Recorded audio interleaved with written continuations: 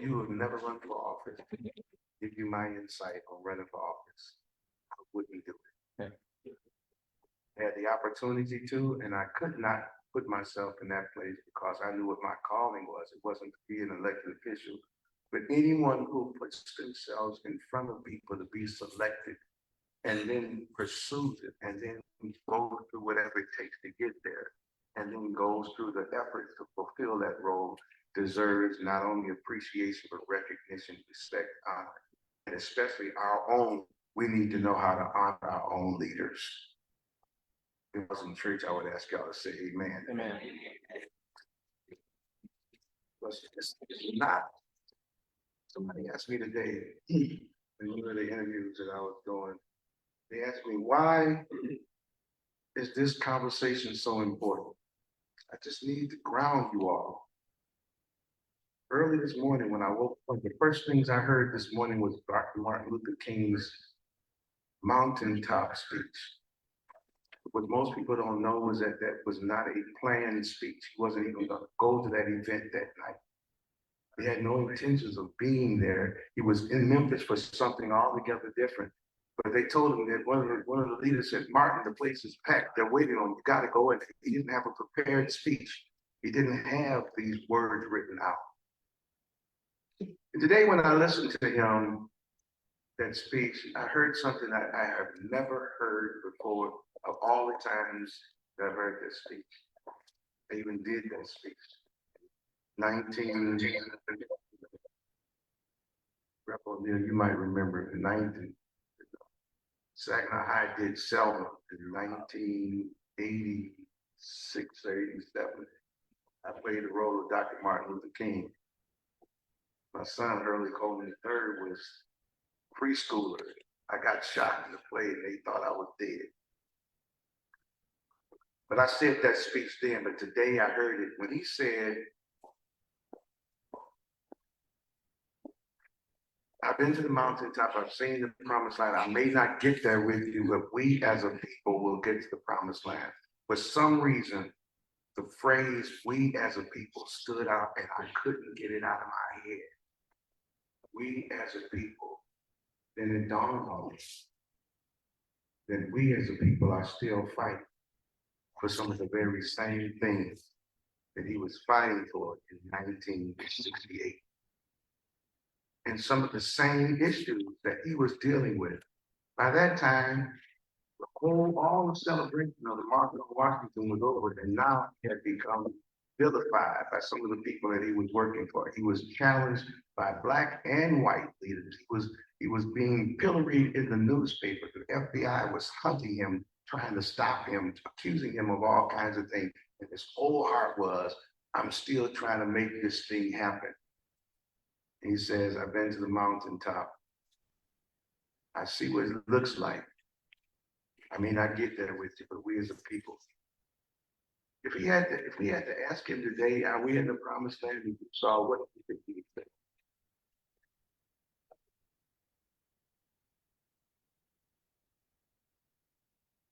Today, a few hours later, I was in my car and heard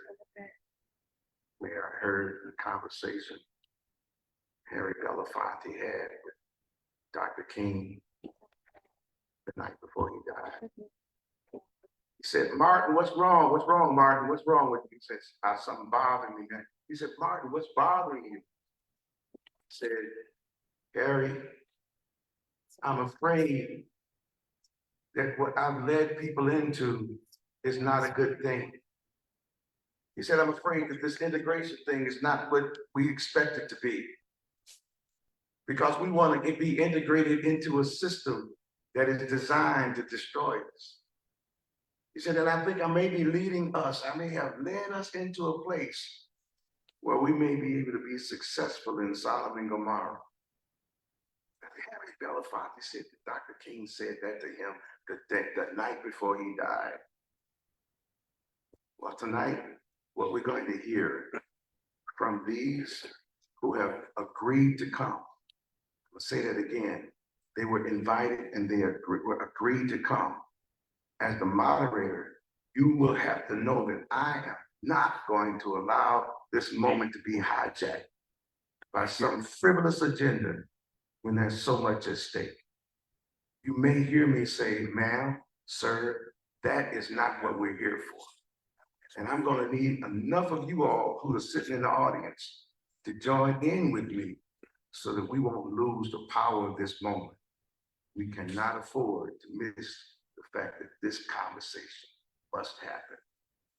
These individuals who sit before you, and some are on their way, agreed to come. They said, yes, I'll come.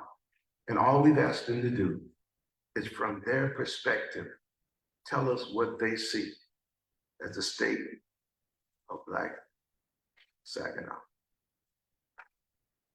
With that said, we're going to have statements from each one of the individuals in the various segments, and then there'll be an opportunity for you as participants in the audience to respond to that with either a statement or a question. We're going to be limiting to the time. We have a timekeeper that makes sure that when we get to the end of each segment, we'll know that we have to move on because we want to cover as much ground as we can. We're not here to solve all the problems. We're really here to begin a long-term search for how to make sure that we fulfill the elements of the dream. So each person who's called upon will give their statement, and then we'll invite the audience to ask. You'll be able to stand where you are, and the microphone will be brought to you, or I think that's how we're going to do it, and you'll be able to make your statement. The very public meeting, so will you allow me to just invite the presence of the Almighty, grace us so that we'll have peace in our conversation, so that we have clarity of thought, so that we'll operate with the dignity of respect, that there will be a grace to lead us to decisions that help improve the state of our community. And we ask that in the name of our Father who art in heaven. Amen.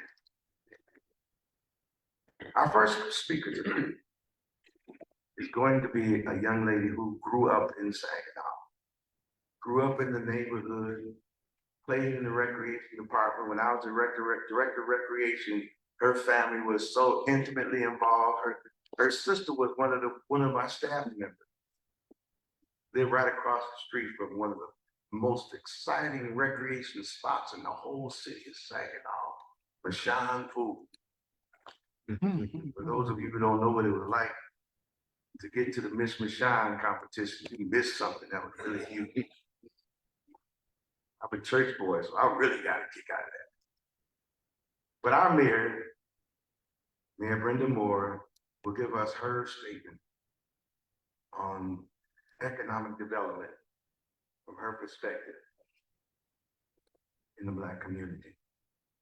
And immediately following her, we're going to hear from our elected representative in the House of Representatives, who has worked in this community through several levels of elected leadership. He just keeps on asking for it. And he always, can I say always? He always shows up. Our Representative Amos Holt. Following him will be a young man who I've known for years. We worked together when I was working in Wayne County. He's been in government at so many different levels, in the private sector, in the public sector. Some of you may have never heard of him, but Tupac Hunter is not somebody to sneeze at. He's well prepared to give us the perspective on economic development from MEDC. So let's begin. Mayor Brenda Moore. Please get it.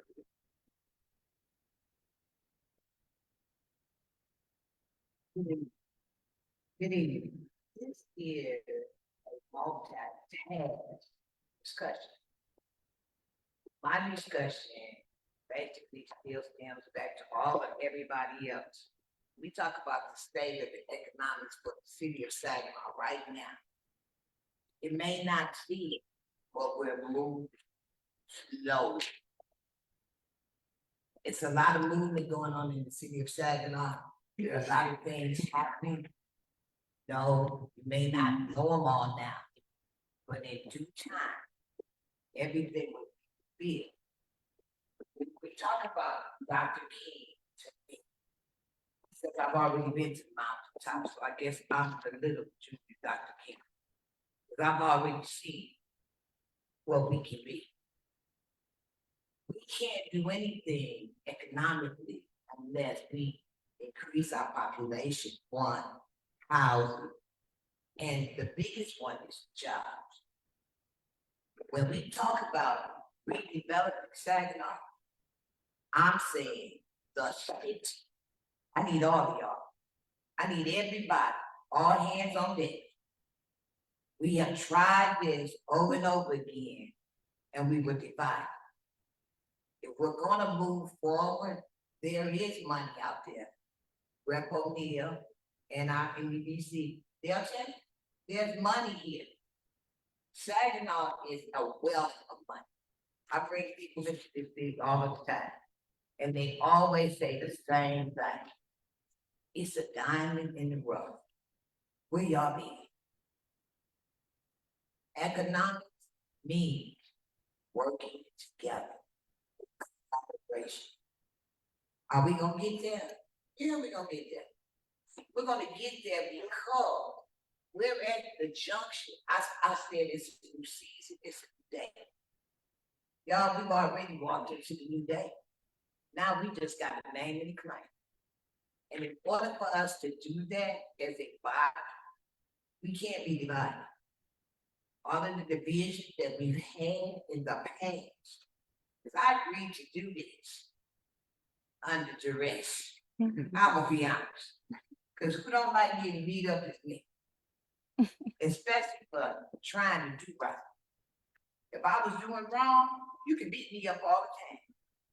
But when I'm doing right, and you get beat up for doing right, come on.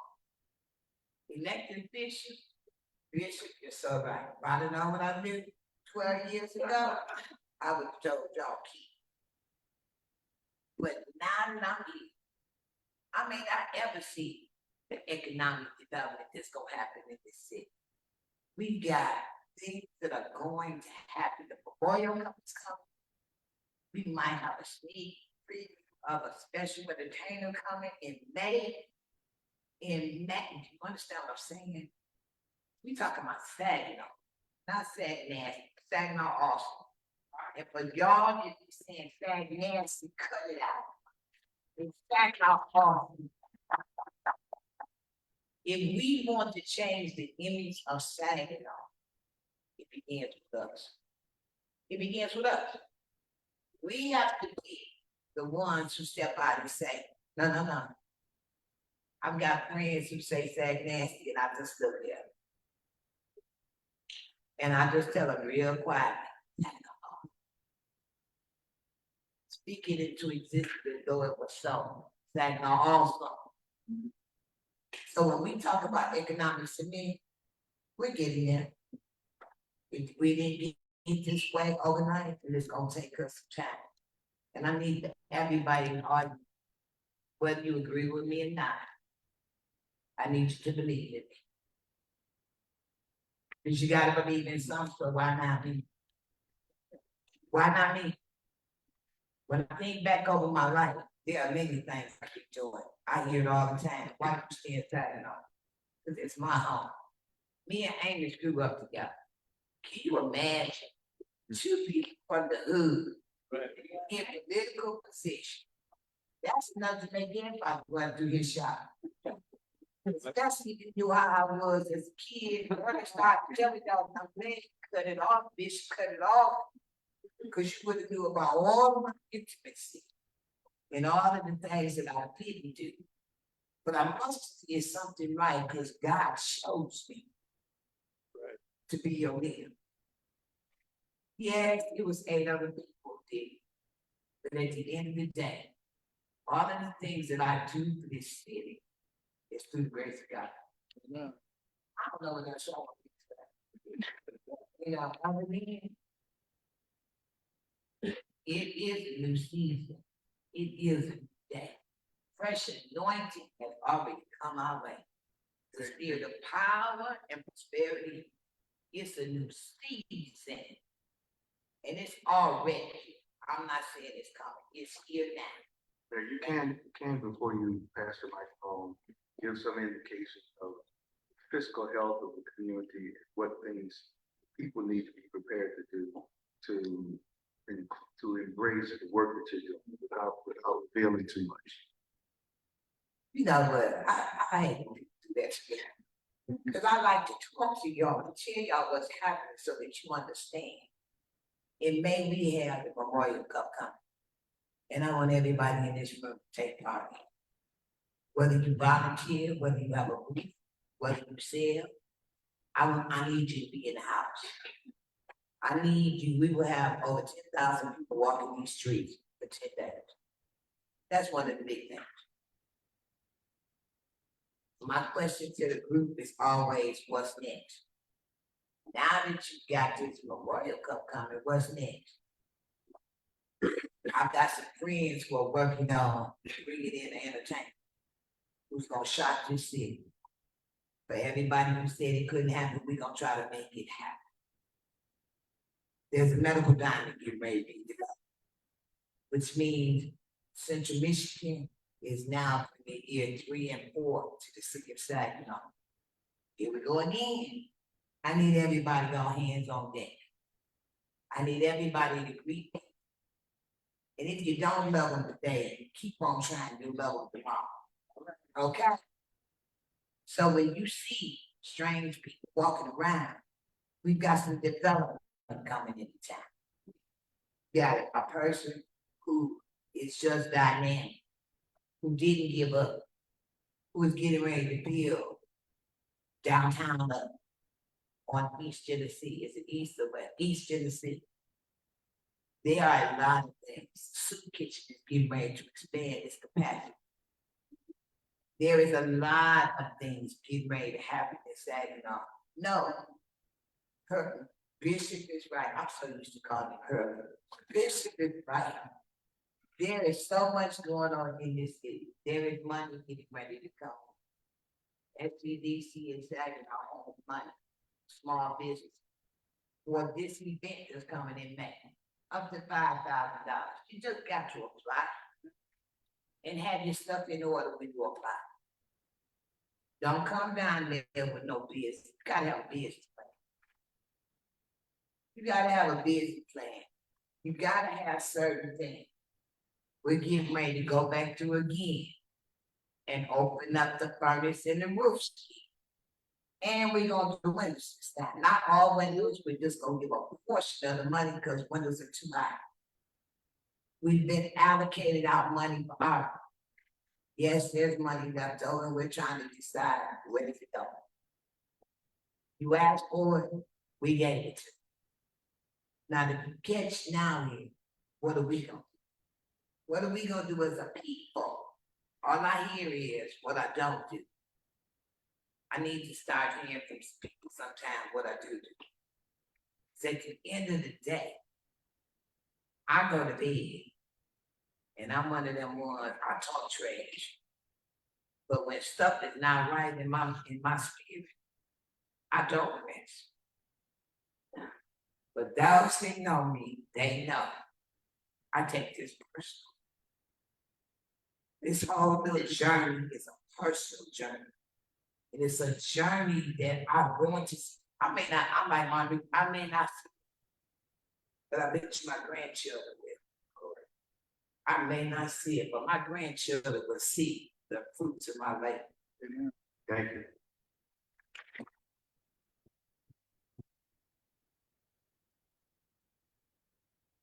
Yes, sir. I had that. Representative. Thank you, Mr. Moderator. And thank all of you for being here tonight. I want to also thank the Lord for just giving me the opportunity to serve. You know, Dr. King said, our rent we pay is service. And so I committed my entire life to service. Born and raised here in Saginaw, raised on 7th and Johnson, went to Holton School, Central Junior High, Saginaw High, Delta College, Northwood University. Spent my whole career service. And I have some general statements here, but I'm very prepared to sort of drill down on some more specific as we get through the process and more questions are asked. So I'll prepare those save those for later. But again, thank you for the invitation to the Saginaw Community Alliance for People. I want to first thank those who made this event possible and to reiterate how important the work of CAP does to address critical issues impacting our communities. Today's topic on economic development is an important one and a very expensive one to talk about. Last year, House Democrats was set to introducing, passing, and advocating for people-focused policies. And we passed ambitious policies that put all people first. With my time here today, I want to touch on some of those that we worked on and been doing in Lansing that positively impact the Michigan economy. The economic development agenda for Michigan focuses on creating opportunities for working Michiganders to thrive in any path they take.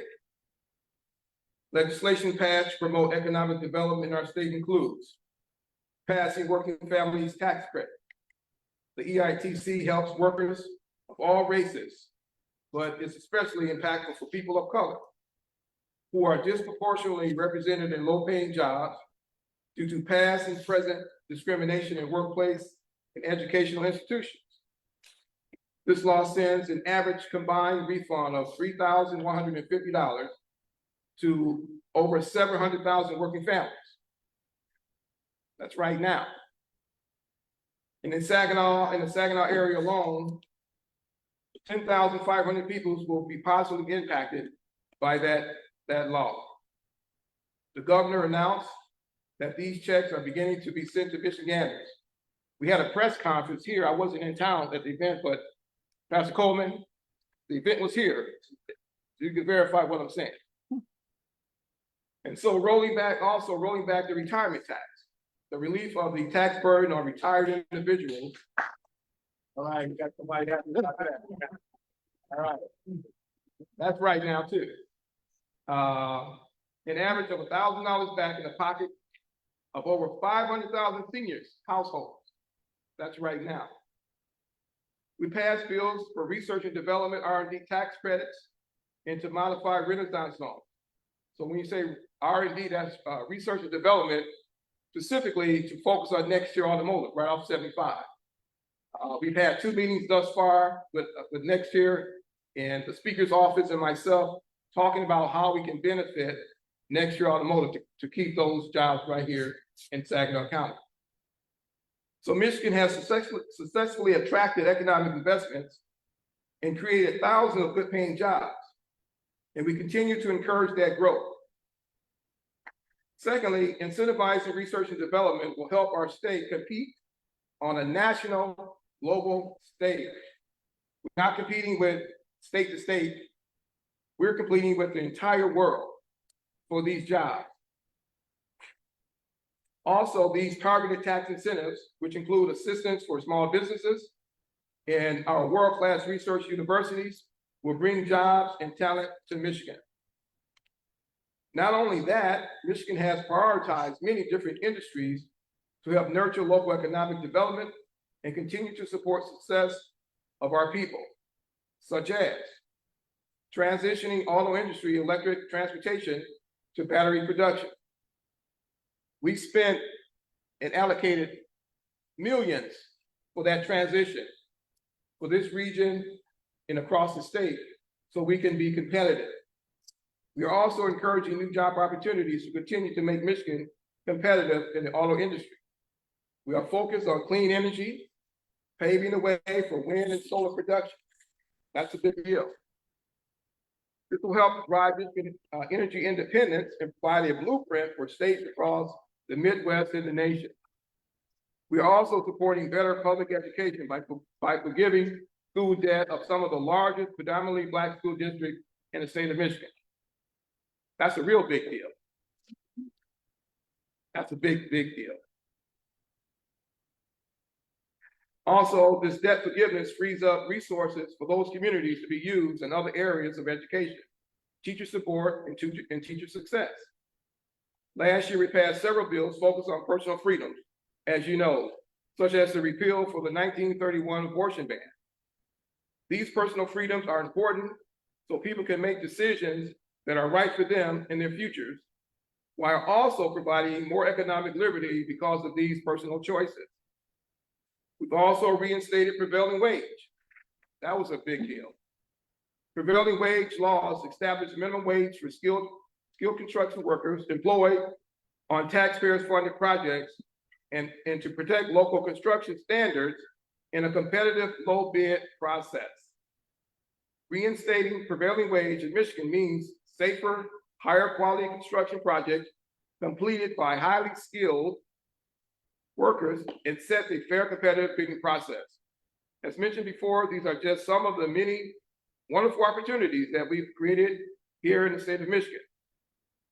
I'm very optimistic that we are crafting a better future for Michigan, and my colleagues and I will continue to dedicate our time, our energy, and continue momentum to move forward. And so, as I said earlier, I'll be happy to take comments and questions and even drill down further on some more specific resources that were brought back to this district this last budget, and we continue to work on those that are coming in the future. So with that, Before you leave, before you pass it on, just take a moment and make a connection for what you see as the work that you've done in the state of Black Saginaw, and what we can expect to do to help enhance that. Well, basically speaking, I was at the King ceremony this morning, and something was basically said that really just galvanized all of this. I was finding our purpose and doing what we love to do, but also that collective effort. We have the capacity as Black folk, I'll use Saginaw as an example, to change our own trajectory. I'll say that publicly, that's one of the most frustrating things for me as a legislator in Lansing, when I know we have resources. And when I say that, when I talk to my colleagues here in Saginaw, Saginaw is not the only city, waiting for the resources. So what does that mean, Rep. O'Neill? It means that we have to be prepared, we have to be organized, we have to have a plan. And then you say, okay, Rep. O'Neill, I have a plan, economic development plan, housing plan, recreation plan, whatever that plan is, criminal justice plan, career technical education plan. In my first year as a rep, I was in a minority. We were fortunate enough to bring $500,000 back for skilled trades. We had a plan. That's rare. That's rare. Being in the minority. He's a former rep, so he knows that. That's a rare feat. But well, that just says the commitment that I bring and I continue to have, because I believe that I'm in my calling. Service is what I chose to do. I've had many opportunities to do so many other things, but I always came back to service. I learned that from my mom. We always had room for everybody. We had 7 in our family, 5 boys, 2 girls on 7th and Johnson. But my mom always made room for our relatives coming from the south to the north. We ate, we were sheltered. Long story short, we have to organize ourselves together, back to my original point, and not care who gets the credit, because for the better good of all of us, we have to sacrifice our egos. This is a conversation of Black community, so I'm gonna put it where the ghost can get it. No, really, we have to really let this go. We are too far beyond where we should be in terms of not having what we need. Okay, and that's true. So now, Bishop, we have to organize ourselves to the point where we pool our resources. I'll just use this for an example. This is no indictment on anybody. Many of us are faith believers, go to church, our pastors, we have great pastors in our community. But here's just an example. Every Monday or Tuesday, our churches are taking thousands of dollars to the bank, in one bank or another in Saginaw. Thousands, millions. So other communities have done it. Why can't we say, Mr. Bank, okay, we have a housing development, it's gonna be $5 million, just using that number. Give us a line of economic credit for $5 million to build this housing development. Or it could be a list of other things. That's some simple collective economic development activity. We have yet to do that. So that's the most frustrating part for me, because if I go to Lansing and I say I need a plan for whatever it is, and I don't get the plan, and then y'all look at me, Rep. O'Neill, what are you doing? I'm saying, well, I'm doing what I can, but I can't turn water into wine. And you follow me? So we got to work together. We are tools and vessels. And just having an elected official in office does not mean it's a panacea. The work is with you, with the people, with all of us collectively. That's where the work is. And then get in business, we maximize our resources by working. And so you have a clothing store or a food grocery store. We collectively order in a mass way, in terms of all the other folks come to Saginaw community, the Asians, the Arabs, you name it. They come to our city because why? We spend money. That's why. So if we spend so much money, why can't we spend money with ourselves? Thank you. Thank you. We can tell right now that our initial anticipation that we would be in and out here in quick fashion ain't gonna happen. Especially if we want to have the conversation. So I'm gonna need everybody to do two things. Do the best you can to be as concise as you can. And then be willing to hear what is really on your heart. Because the problem is, what we've heard so far is we've heard some hearts opened up. And we've got to have that. Then you all have got to be prepared to hear responses to that, because we want to have community input as well. Thank you, Representative Dr. Hunter. So, Bishop Coleman, I'm going to be very brief. I'm going to stick to the time, but I want to thank you for welcoming me here tonight. My first time in Saginaw in a bunch of years. And Mayor and Representative O'Neill, thank you for inviting me to your district, sir. I've enjoyed getting to know you and appreciate your leadership. So I'm going to start with this. The Michigan Tupac Hunter, Senior VP of Legislative and External Affairs at the Michigan Economic Development Corporation. What's the purpose of the Michigan Economic Development Corporation? I define it like this. Our job is to work alongside the governor, along with our legislative sustainable equity for all Michiganders. What does that look like? You think of MDC, or when you've heard of MDC, you probably connect this to very, very large projects that get a lot of ink in the newspaper, and of late has been rather controversial. But that's not all we do. So I'm going to highlight some examples of the things that we do to help revitalize communities, and in particular, some examples of what we've done here in Saginaw. But I will start though with just our main purpose is business development. Okay, so that could be large, that could be small. An example you heard the representative say earlier, next year, the MDC was a part of helping to retain jobs here in Saginaw with a $25.5 million grant to help retain 1,100 jobs at that plant over on M46. Why is that important?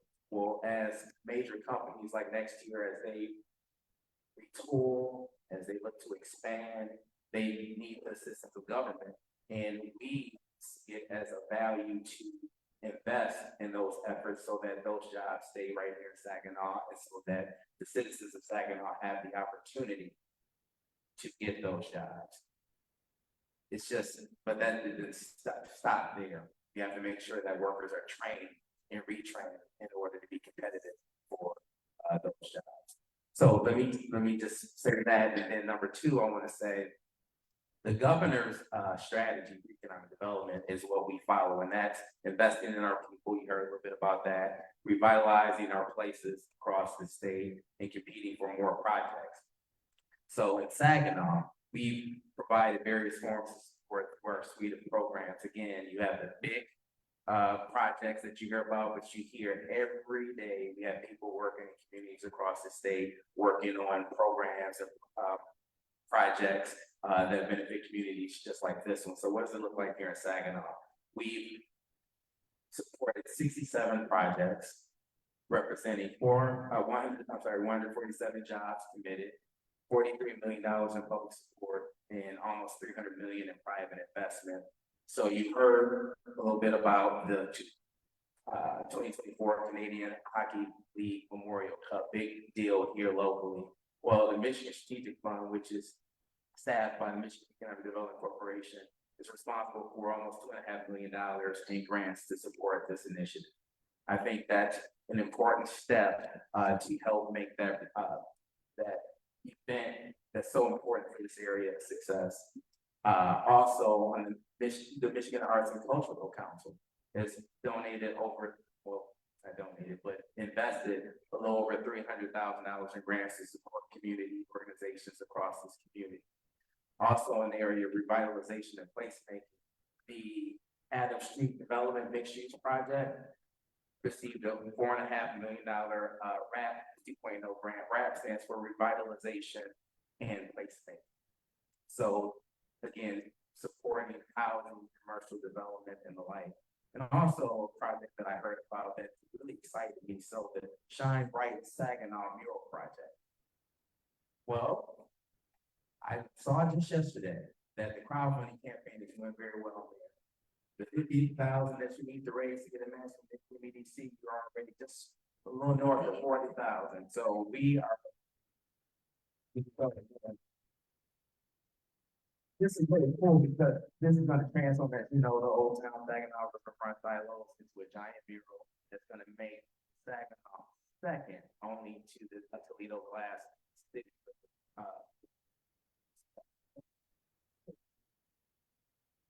Also, small business. So through our Michigan Trade Expansion Program, we've helped 5 companies access global markets and buyers.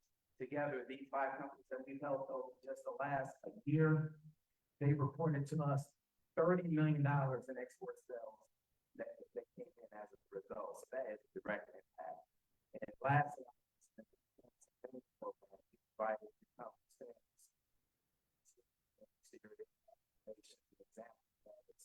GQ Split Smoke Barbecue. I haven't been there, but it sounds good. All right, so with that, before I pass the microphone, I'm gonna say this. Earlier, I mentioned that our job is to help build sustainable and equitable, double click on equitable.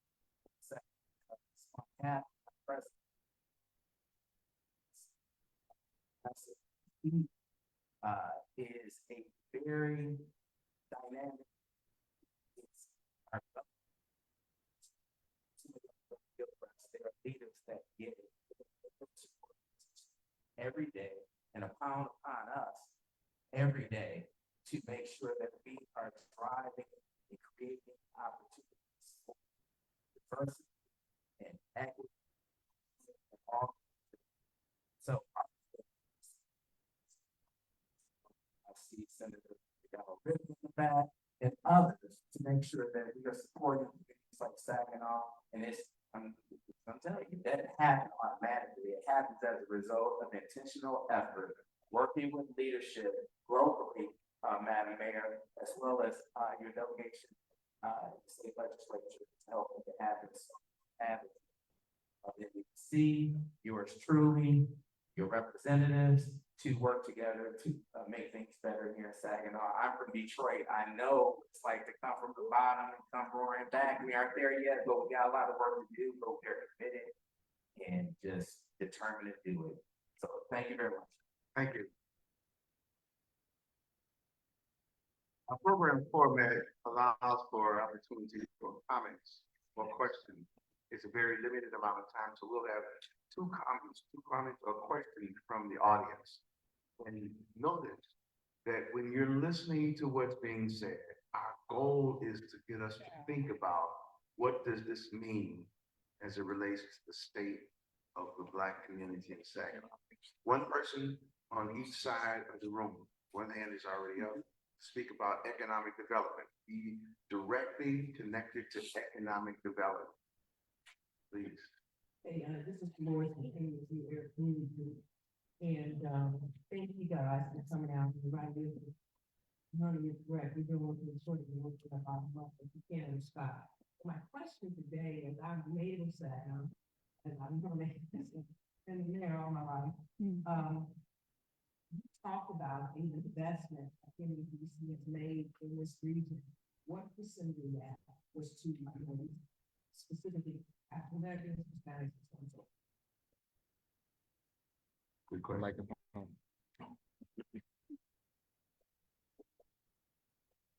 Yeah, so I'm gonna give you just a 1,000% honest answer. I don't have a percentage. I can research that and get it to Representative Neal and he can share it. But I will tell you though, that on the whole, when you look at our programs and services, 55% of those investments go into what we define as disadvantaged areas, because we make sure that we have, across the state, we have 10 prosperity regions. And we work through each one of those regions to deploy our programs. So, and it really is just, sometimes opportunities are generated because of federal grants, if private investment opportunities that come in and they choose the site where they would like to locate, and we work with that individual region. Or in the case of a program where we are going to invest like in small business across the state, we make sure that it's as equitable as we can make it, but it has to be, you have to follow guidelines and benchmarks and that sort of thing. But I can say 55%, so well over 50 have gone in disadvantaged areas, but I don't have a percentage of how many, like what the percentage of those dollars that have gone to support specific minority businesses, but that's something that I can get. It is a great question. That's an excellent question. It's a fair one too. Thank you. I'm sorry I didn't have that at the The mayor wants to respond. I just want to say this, Louis McKinney, I talked about the area on East Tennessee that's getting ready to be developed. Give her a hand, she's getting ready to develop. That's why she asked you that question. It's a good question. Why? So he go get us some money. Is there another question on economic development? Yes, sir. Just a quick question here. First of all, thank you for everybody who came here to sit and talk to us. And thank you, Saginaw Cat, for putting on the event. My question is, we have the Memorial Cup, and I know it's coming, and that's what we've been here. I know that's a positivity thing too. How can we save the money that's gonna be being spent through the Memorial Cup to actually stay and help Saginaw over the course of the period once the Memorial Cup is gone? Because I hear a lot about what's coming to Saginaw. I hear a lot about the people that we're trying to bring to Saginaw, but there are people in Saginaw who are dying now, who are struggling now, who are dealing with things now and need. So with that being said, I hear in the news that we spent $1.3 million, $3 million to develop a place in Saginaw. It's 300 feet of land for, it's actually for, I believe, what do you call it? They walk up to the truck, food truck. It's food truck land. It's for that. I just need to make sure, and I know that I see a couple of people on the board, making sure that Saginaw was going to be directly impacted for over longevity of time, not just for the Memorial Cup. I'm not really concerned about 10,000 people walking in Saginaw for the Memorial Cup. They're not staying in Saginaw. Let's get a response. So I'm just saying, what are we going to do with that? Let's get a response. Keeping it 100. In terms of Saginaw, the private small businesses are gonna make money. City of Saginaw, we don't have a hotel. So we don't have a revenue company like everybody thinks. This money is an opportunity for small businesses to get the money. The city of Saginaw will make some change, but it's not enough to shing on, okay? And in terms of food, shelter, and what is the next stop for us? We gonna start helping our cities. Now, the memorial cup is just the start of an introduction to our city. Now is when the work is getting ready to begin. So that means, Mayor, that means both of the questions that have been asked tonight relative to economic development as it relates to the state of Black Saginaw will demand some further investment of time, effort, and research and people power. Right, and it is So- not a thing where you guys can sit back and look at the three of us. Well, I don't want to do that, man. I don't want to do that because that's not what we're trying to do. What I want to do is leave this group with the notion that the opportunity is there to attach to everything you hear. And if we look at where we are now, the state of Black Saginaw is, based on what Charles said and based on what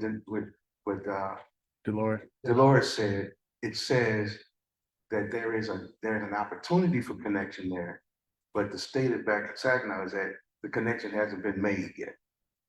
We can't allow that to pass without making the connection and go forward. That's the statement for economic development. Okay, can you be brief with that? Because we got to move forward. Sure.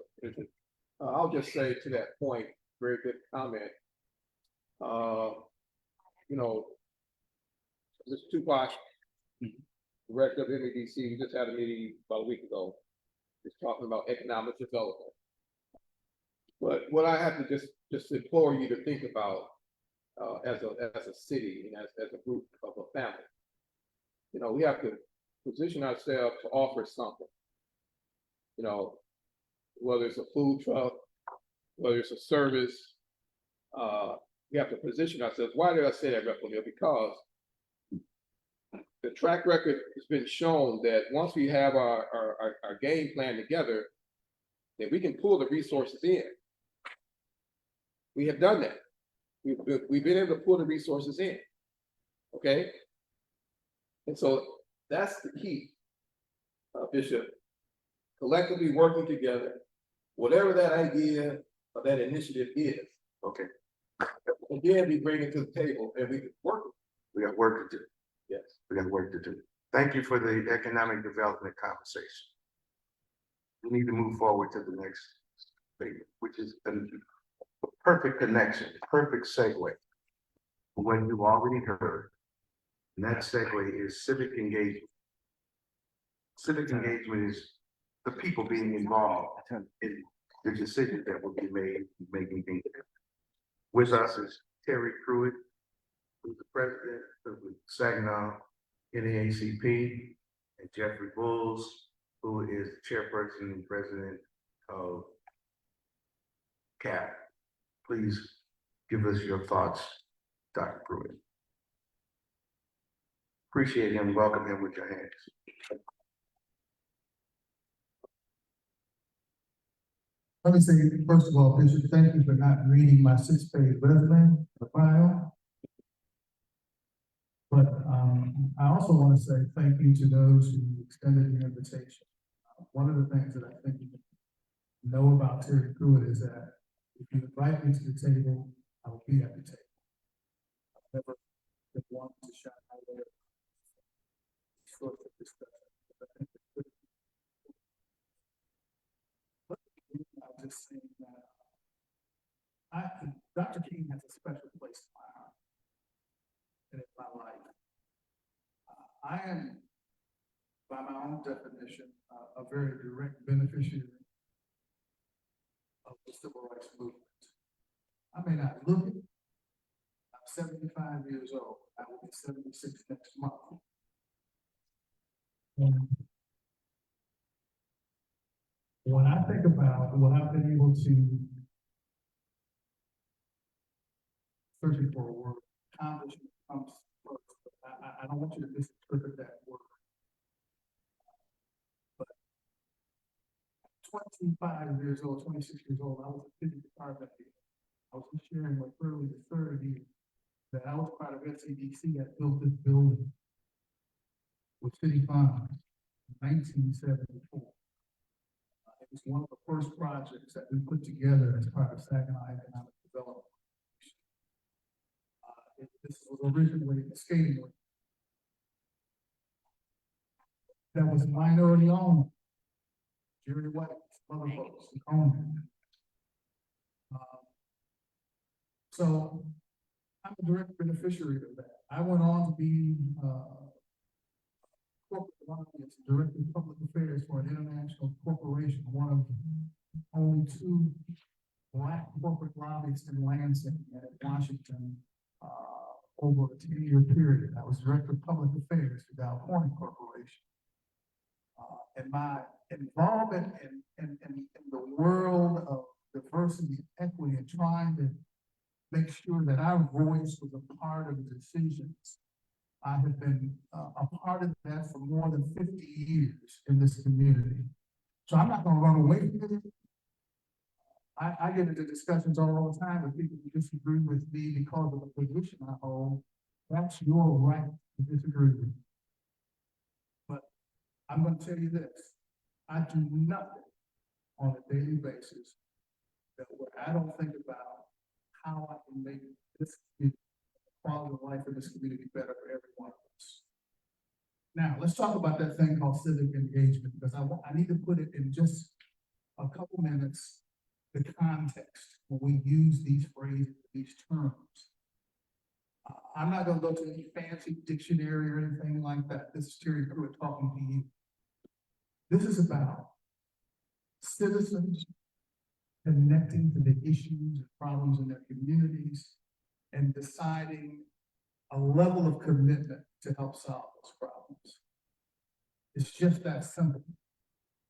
When we talk about the state of where we are, if Dr. King's dream, I skipped over this, but I developed a relationship with the King family. How many of you remember we used to sponsor a King event up at Midland every year? We had Coretta Scott King here as a speaker. We had Bernice King. We had Andrew Young, a number of King's associates that we were directly involved with. I was part of a corporate advisory team that went to Atlanta 3 times a year over a 3-year period and met with the King family to talk about the King Center and what we could do nationally and globally to improve the quality of life and achieve some of the equity we talk about. So I have some very direct connections and relationships with that whole movement. But it's important when we paint this picture of where we are certain better than where we were 30, 40, and 50 years ago. I was looking at some archives earlier today in the NAACP office. How many of you remember the year when we elected a majority Black city council in the city of Saginaw? 1983. Lewis, Mildred Mason, Carter McWright. It's the first time it happened in Saginaw. Larry Crawford. And so we were all a part of that. But we all came together, the community. That was the ultimate major goal in my lifetime when we started talking about this thing called civic engagement, because we decided we needed to make it happen as a community. That was not one individual, that was not one group, that was all of us. Okay, create that change for this community. So I think it's important that we do that and keep in mind. What I think to say though is we wouldn't be in this room talking about any of this tonight if Dr. King's dream that we talk about all the time had been totally fulfilled. We wouldn't need to be here.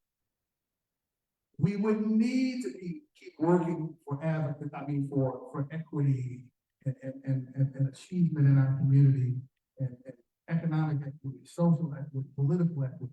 We have more elected officials right now elected to office, especially at higher level offices, than we've ever had. Is it enough? Absolutely not. And I'm gonna do one thing, Bishop, that I'm gonna go against the statement you made earlier about running for public office. I'm on the other side of the fence. Any of you who think you want to represent us, educate yourself and get ready to do it. We need you at those policy tables, making the right decisions for all of us. But we don't have enough of you. That's where I stand. You need to be there at the table making the decision.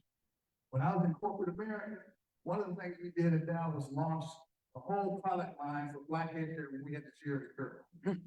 And we started running through a whole bunch of problems with the sale of the products and that kind of thing. And I walked into a business board meeting one time. Guess how many Black folks were sitting in the room trying to make a decision about that product? None. And I was only invited there because there was something else they wanted me to talk about in the meeting. And I said, hold, wait a minute. You're talking about sales of Black product to Black people, and there's nobody in this room With a Jericho. with a Jerry curl who's gonna use the products and don't even understand what we're doing. And it just so happened, that was like the 6 months that I had my Jerry curl, but I think and I said, you need my voice at this table. You need voices like mine at the table. So I want you to understand this. Last Congress. If we don't do anything else in 2024, if we don't come together around this election and figure out who it is that we need to be representing us at all levels of government,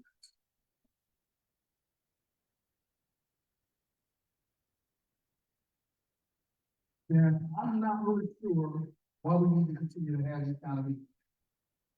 Because we got some work to do.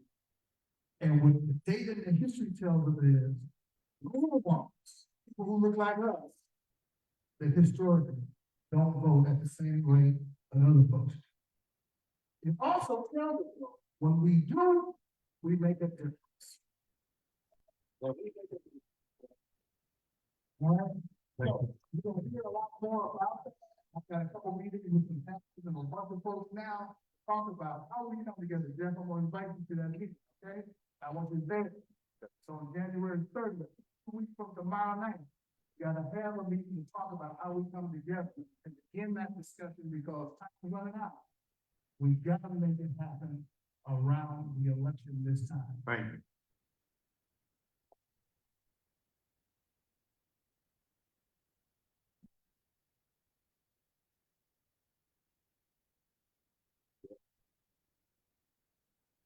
Well, he's a hard act to follow, but I'll try. Man, the topic of civic engagement is paramount to what Saginaw Cap does. It's numero uno. And so I just have a short thing that I want to say to you all. And it starts with the question: what is the real state of civic engagement among Black people in Saginaw? That's the question. Other communities get to talk about the state of their community. We're here to talk about us. And first, I'll define what civic engagement is to me, because if you look it up, you'll get 30 different definitions. But the definition that I have of civic engagement is real simple. And Terry covered. Civic engagement is the way in which citizens participate in the life of a community in order to improve it and shape its future. It's that simple. Are we doing that? The answer for me is largely no, we're not. How do we get better at it? Not only do we need to re-emphasize civic engagement, we also need to learn the rules of engagement. I'll say that again. Not only do we need to re-emphasize civic engagement, we need to learn the rules of engagement. We also need civic education. We cannot keep going to the polls not knowing why we are going there. I get calls from my friends every election day. And I won't say names, but who we voting for? What is this? And what is this? What is that? What is that? What is that proposal? We doing this today? To be fair, I do help, but you're only getting what I think. You're supposed to have your own mind made up, because what if what I think isn't what you really feel? You're just voting for me. I guess I get a second vote. Okay, But that's not how that's supposed to work. I have a quote from somebody who was kind of maligned in our community, George W. Bush. I know, you know, a broken clock is right twice a day, but he had a profound quote. He said, America needs more than taxpayers, spectators, and occasional voters. America needs full-time citizens. What is a full-time citizen? You have to be engaged in the political process all the time. Because even the mayor and other people up here are telling you, the process of public policy happens every day. Not just that Tuesday in November. It happens every day. The mayor and the rest of the city council on up, they get policy and things that their emails are full of stuff. Rep. O'Neill, I know I'm one of the people who bug them all the time. They get stuff on their desk daily. He can't even get no sleep. He probably wake up to people like me bugging him at 5, 6 in the morning. It can't just be a part-time thing. Being involved in your community is a daily task. That's all civics is. That's really all civics is. And I say that to say, we got to get in the game and stay in it and be in it to win. And I know there's some people in here who scoff at political involvement. I got another quote for you. You either do politics or politics are gonna do you. That's it. And now, this is a family conversation. I'm with my family in here. I'm just gonna say something very blunt. We have to stop being the tiebreaker for other folks' issues. All right, right. Do I need to clarify who other folks are? Oh, I will though. You know, y'all know me, I will. But it's okay to be self-interested. It's okay to be Black and advocate for Black people's issues. It's okay to advocate for Tennessee. Now, the mayor, she's the mayor of all Saginaw. I'm president of CAP. We about Black people. We have to be okay with being about Black people. Stop letting people tell you who your leaders are or who they should be or how fair the process. No, our community, our issue. That's it. That's it. No other community is asked nor demanded of to literally put down our own needs and save the country like Black folks. Ain't y'all tired? Haven't y'all figured out that we aren't saving ourselves when we do that? And to that point, are you not important? When you go vote, your vote slides in that machine just like everybody else. So why wouldn't your vote count for what you want? It's okay to have a Black agenda. A Black agenda. It's okay. And demand of our elected officials. Demand. I say ask, I said demand. Because part of civics is understanding who you are as a voter. You're at the top of the food chain. The bottom. You're at the top. They don't do what we say, we vote them out. Period. And it ain't personal. They know that. Y'all gotta know. It's not personal. When I see them, they get love, they get hugs. I also say we need A, B, and C, and D, and E. That's the process. That's civics. Hard to bring in, hard to ask the president to bring it in. Especially when he's on the road. I'm coming to Got the it. end. Okay. But to that point, representation. I just want to go there real quick. If we want Black people to represent us, that's okay. And it's okay for us to tell other folks that we don't want them. Representation. Terry just talked about representation. Don't you want to see somebody in the office that looks like you? that understand, that comes from the ground you are from. There's no embarrassment in that. Exactly. Somebody that looks like me, cough, Pam. I'll leave that there. I want somebody that looks like me who comes from where I come from. Period. And finally, I'll end here. I'm sorry. Finally, because this is the biggest piece.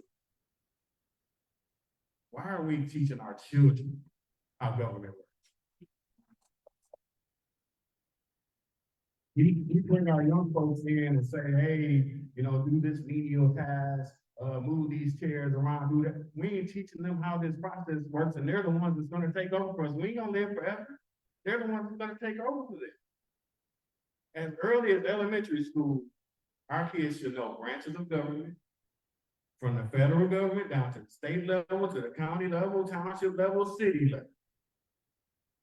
Middle school, they should be involved in student government. It should be in action. Because when they get to high school, we'll have student government. They should be in some of these meetings in high school. It should be an active thing at that point. Instead, we wait until our babies get to 18 and say, all right, it's time for you to vote. They ain't never seen a booth. They ain't never. What are we asking them to do? I'm done. Thanks so much. Thank you, sir. We have comments or questions for people. See your hand there. One other person on this side. I want to just revisit economic strategy for I'm one. sorry. Wish we could, but we've got so much to do. Would you allow me that for 1 second? Okay. Please. All right. As an individual, this is not about me, but this is about Black ownership on East Tennessee. I just want to address that because it's been sitting in my spirit and I don't like it. I have a wife that has, we have this, we employ 5 Black individuals. We pay our taxes. We make sure our place is clean. We reinvest into ourselves. We reinvest into the community. We make sure we take care of the needy people that's in our community. My wife and I stay up late nights trying to figure out how to take care of our employees, our city, and our responsibilities. Right? While we allow these other ethnic backgrounds to get free money to tear our neighborhoods up, when you got a family like my wife and I and a few others that fight every single day for our city. Where's the help for me and my wife?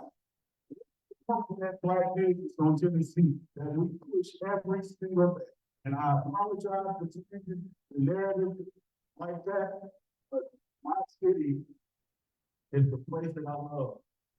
I grew up on Yale Street. I opened the business in that neighborhood. I've been working 25 years in a profession so I can go back to my neighborhood and take care of my neighborhood. Where I'm from, where you from? We need help from there. Well stated, and I think that Terry, you gotta recognize that that's exactly why we're having this conversation, which we had that come out earlier on because it says for sure that we definitely need to have an extended conversation about economic development. As it relates to civic engagement, is that another question, another statement?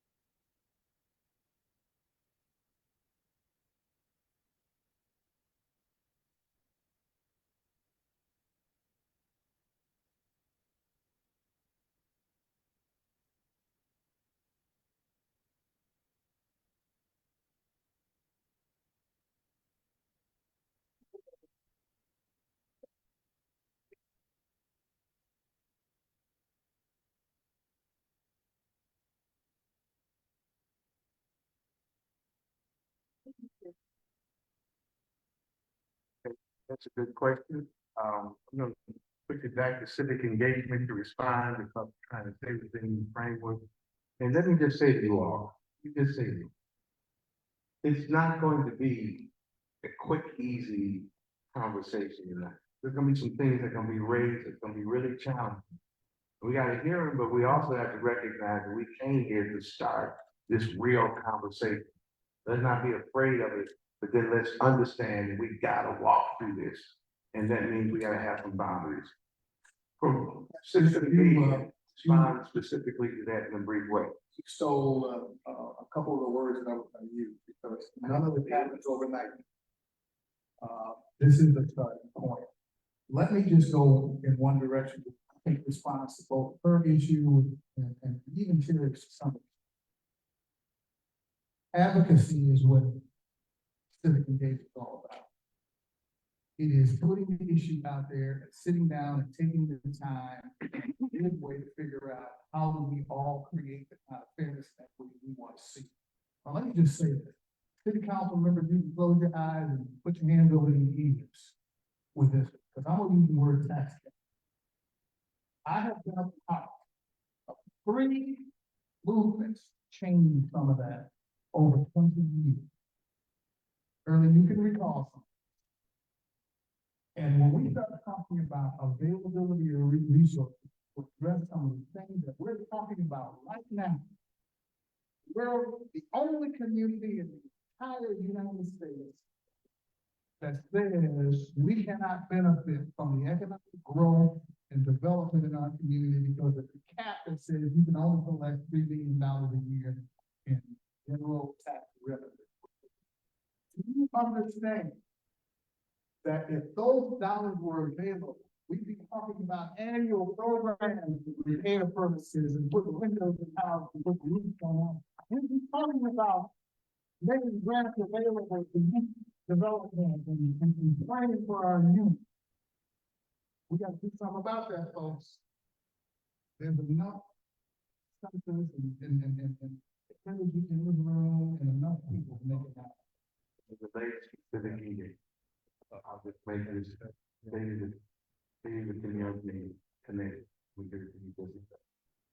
What you just said, and the 2 questions that were asked, can really be impacted if in the next election, we move from in civic engagement from 16% participation to 60% participation. That's the state of the Black community. That's right. The lack of individual community participation in the process. You have a comment. Yeah, I would like to make a comment. It's been said several times how big of a political year this is, and that is very true. We will need a new state senator for Michigan.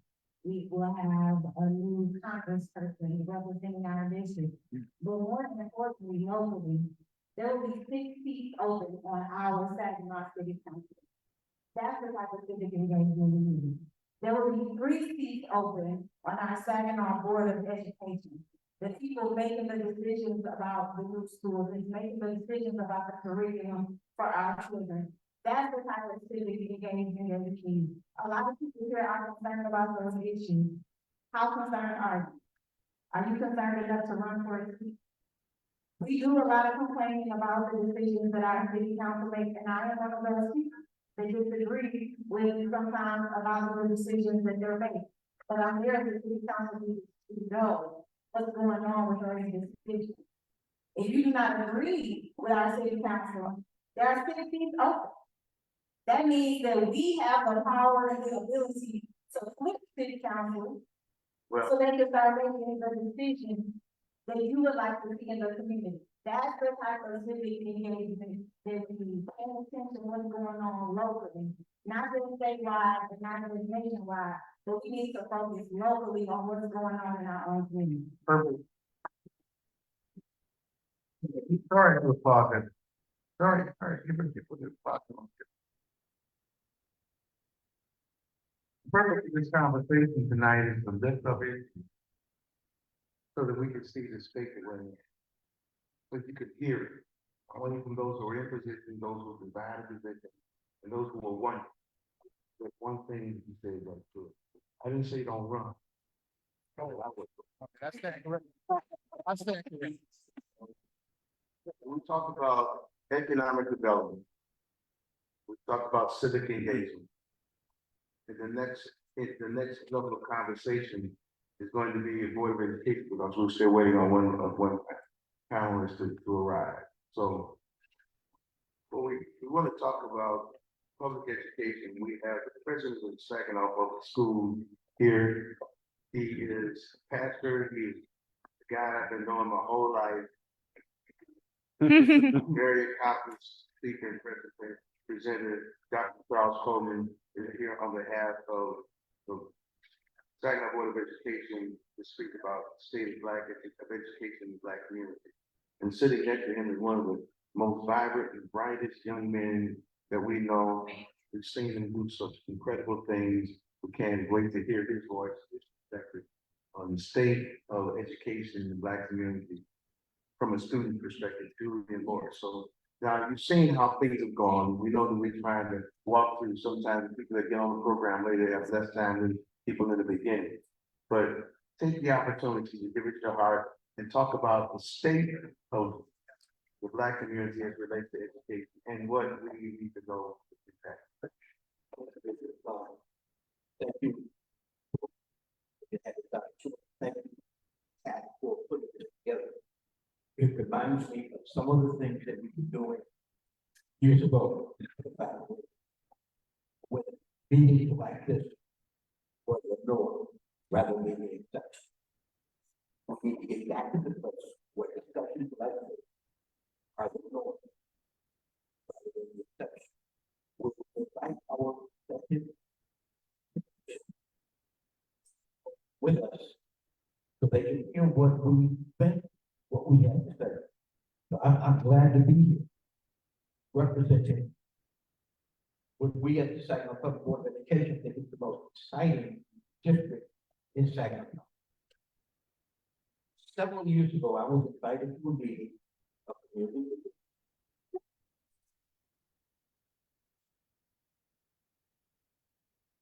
We were looking for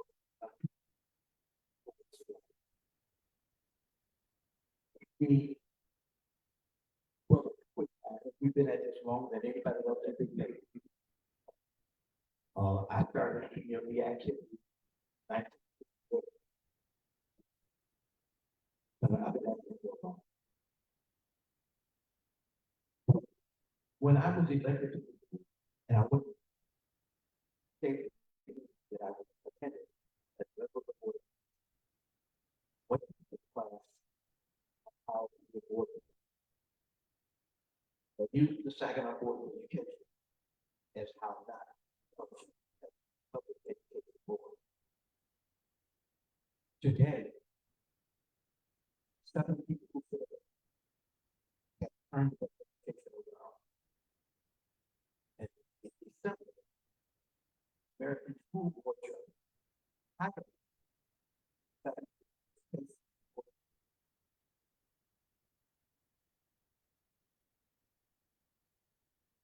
Those of us who sit at the table, we're not here for the inside. We do what the Lord. I hope. But when it is up, start talking about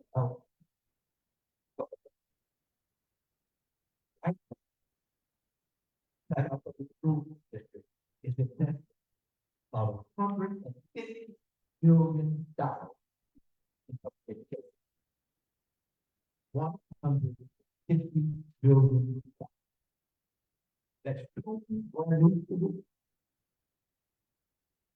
will be the purpose. Hampton is the state of the art, gifted and talented builder in the state. In the state, who are preparing to build new elementary. I think the plan will look like that. Saginaw United was the location of Saginaw United. Selected because and in the back. And we said, what is the center point for the most of the students in the city of Saginaw? We wanted it as close to the center as we could get it. Niagara and West Genesee. Saginaw United.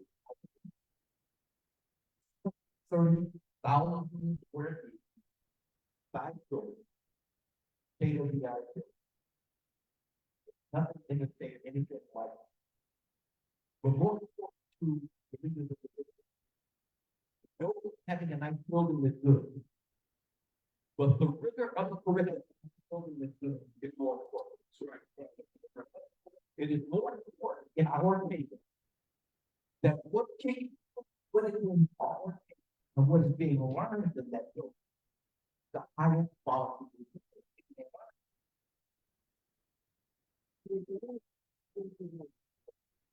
So what we do. Saginaw Public Schools has the highest starting salary for education. Over bonuses. An opportunity to increase the income of any other district in the region. Why? Because when we get good teachers, we want to retain the good teachers. So we're doing everything we can to give and retain quality teachers. When I joined the board just come out of a deficit situation. But today, the Saginaw Public School District has a multi-million-dollar fund balance. Which means that there's an economic turnaround, we're not gonna have to lay off. Keep the balance of it. We're not gonna have to reduce programs to balance the budget. We have some money in the bank, so we can keep our teachers and our staff where they need to be. We can make sure the buildings are kept to the quality that is important for our students. Those are decisions that are made when somebody says policy is made every day. Every day. Saginaw Public Schools are working. Increase student population.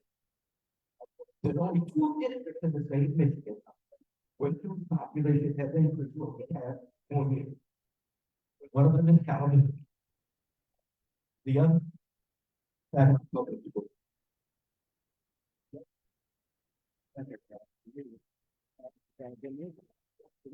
In 2023, all 2023 had the elementary schools open up. All Saginaw United were open up. All looking for Saginaw Art and Science Academy, one of the highest rated schools in the state, will move to Mackinac before our position.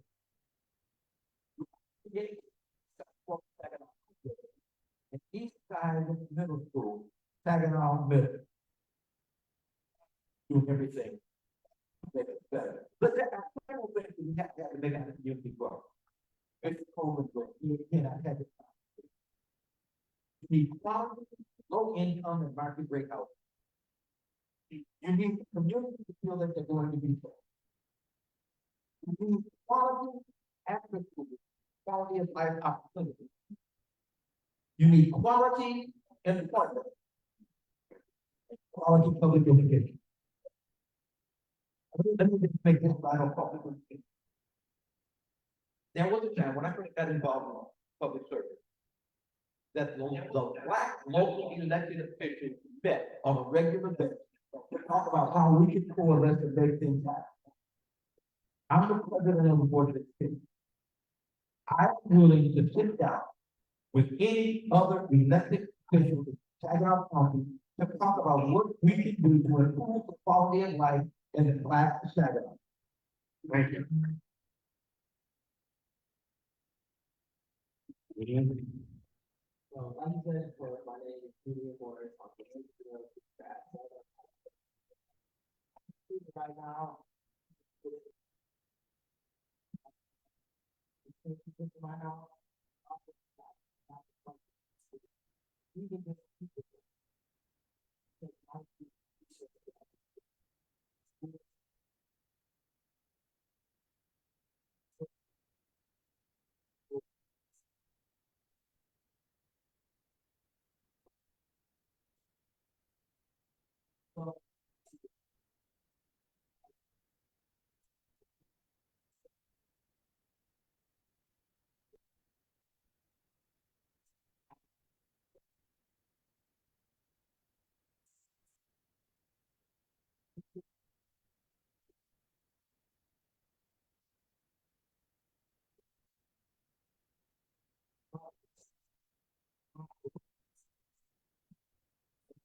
Thank you. Education is something I have.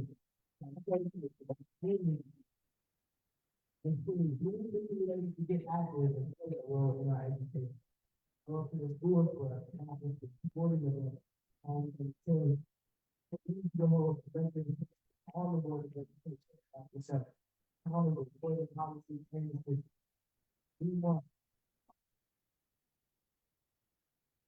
we want opportunities to learn and grow outside of school.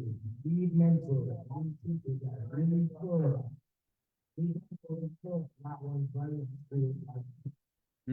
Basically, this is like most of the community has become regardless of the buildings in school. It's great. Students are excited. Because everything right now is home. Doing it for education.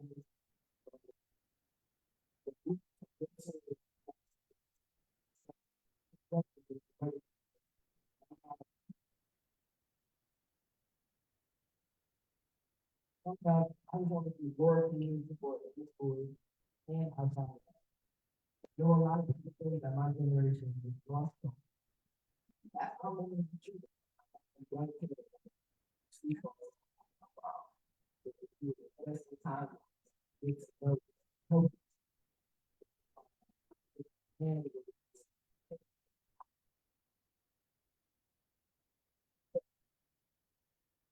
And thank you, Julian. Great. The opportunity for at least two comments, one or question, let's see. And over this time, that we had over here.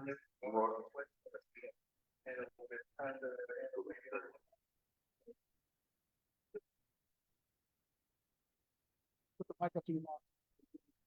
thank you so much.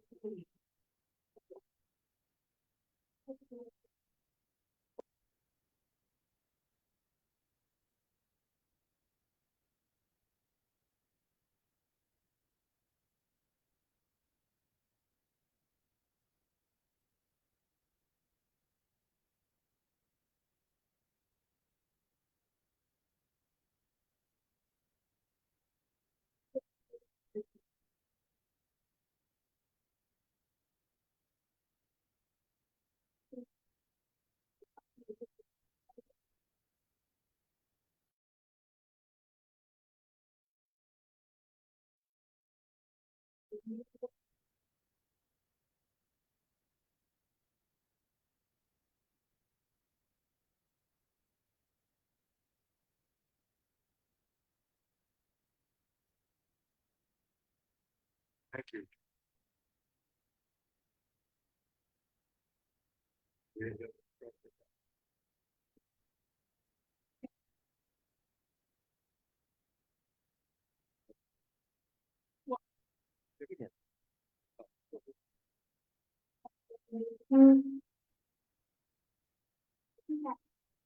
I can always be in food.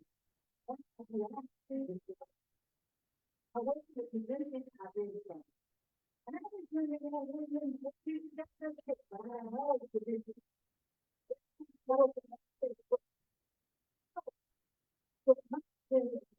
You talk about it, you talk about it, what I was doing, my job, it's administrative stuff. And she, I don't want to do, so y'all can get all get it. Now we can do what you get.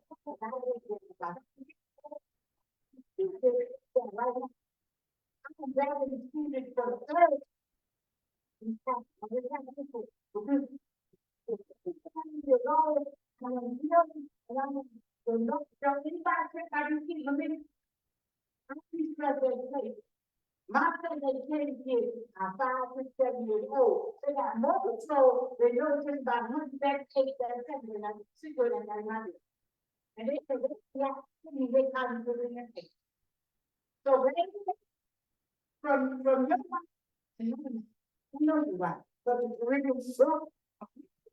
But you can't know, you got to do it.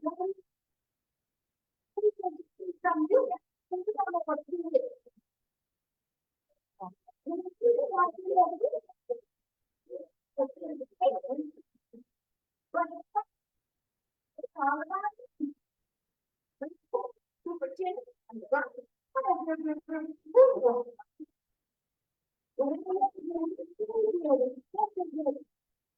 My kids know who I am. When I go to first morning meeting, they know who I am. And it's what I'm going to see. Oh. When you were with, I need to bring my kids over. Okay, Oh, I'm growing when I do, but I didn't remember that 69 years old, and I was good at all that. I'm good, I didn't know that I was doing what I do. So, if I'm good at what I do, and you know there's nothing there, I was the same. I was the same. And he can do it.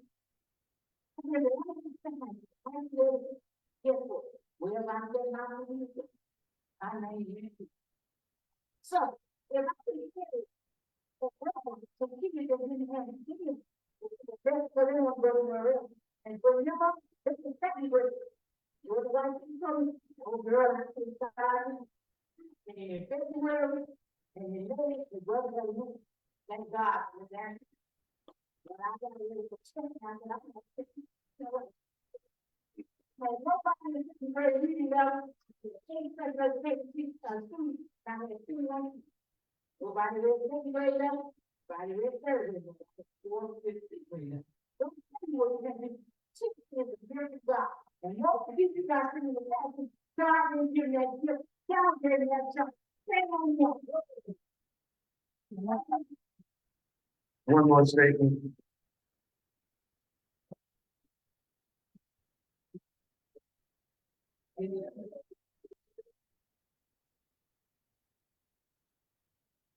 Good evening, everybody. My name is Ron Paul.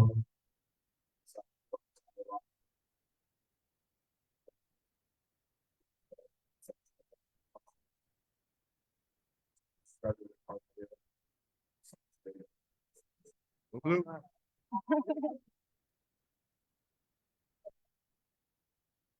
So we sit here and we talk about the education system.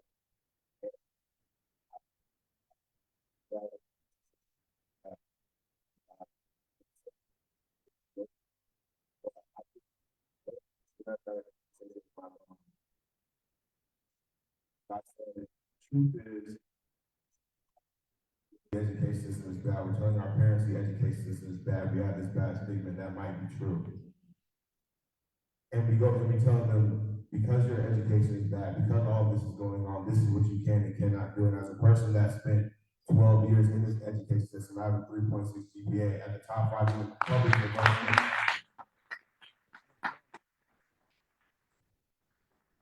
I say that the mindset and the stigma that our schools have, it's just, it's terrible. We tell kids that aren't there high school that you may not be able to go here because you go here. And if you do get there, you're not prepared. I had somebody tell me when I was at SASA that if you go to Arthurville, you won't be prepared for college. If you go to Saginaw High, you won't be prepared for college. And if you go, even if you get in, you won't be there for long. And that's just, and that's the truth. That's what we're sitting here telling these kids. And I heard them, and I don't mean to, step on these toes here. When we talked about Handley and Saginaw Exercise Academy, we talked about the Black Kid of Saginaw. There aren't any black kids at Handley and Saginaw Exercise Academy. In my class, I can recall, before I was removed from the school, I can recall there being 4 other black men in the class, in my entire class. So we talk about these gifted times in schools, how they're the top schools in the state, but our black kids aren't there.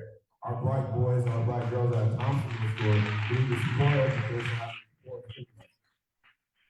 Well, we're gonna change something. If we wanna do, we talked about this not overnight, but I think something that can happen overnight and tomorrow, and not just tomorrow, but the years and years after, is what we tell these kids, what we tell them they can and cannot do. Because just because you go to Arkansas does not mean that you can't go to the University of Michigan, you can't go to Harvard.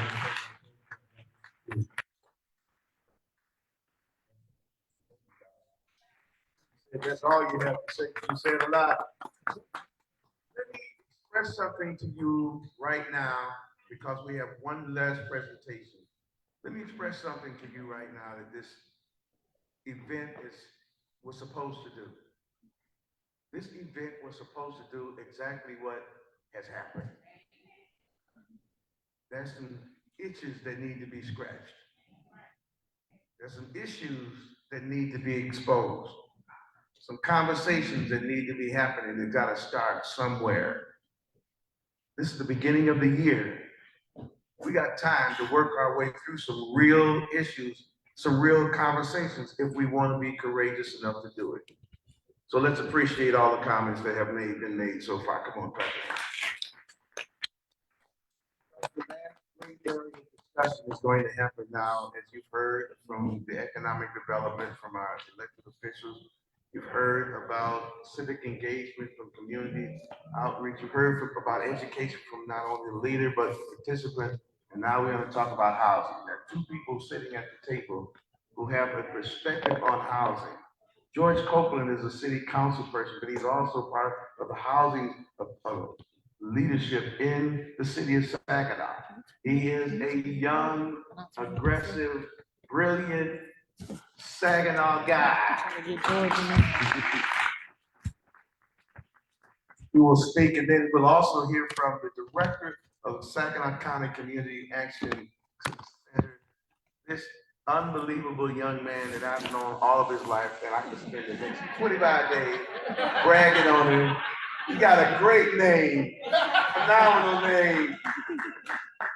And for me, when I was a Parks and Recreation superintendent in the early '80s for the city of Saginaw, I was the chairman of the Black Arts Festival then, and we worked with CAC. I have a deep love for what CAC does. And now to have my son as the director, it is an overwhelming joy to hear from Hurley Coleman III, the director. So let's hear from these two young men and then go forward. George. All right, good evening, everyone. Need that mic. Good evening, everyone. Thank you. Good evening, everyone. It's a pleasure to be with you all this evening. Please excuse my tardy. One thing, hopefully we talk the next thing is childcare for young millennial parents.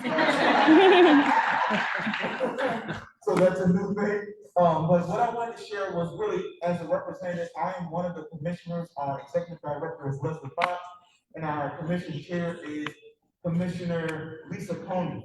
I just got back from San Diego regarding some of the new initiatives that our federal government is planning for housing authorities.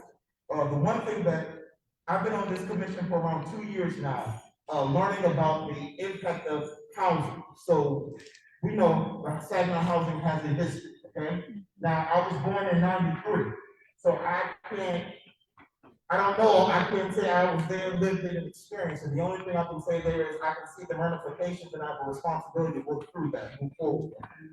And so one of the things that I've found since I've been on this commission is that due to past practices, we are in a financial state where we are able to operate. HUD gives us so much money per units that we have occupied, okay?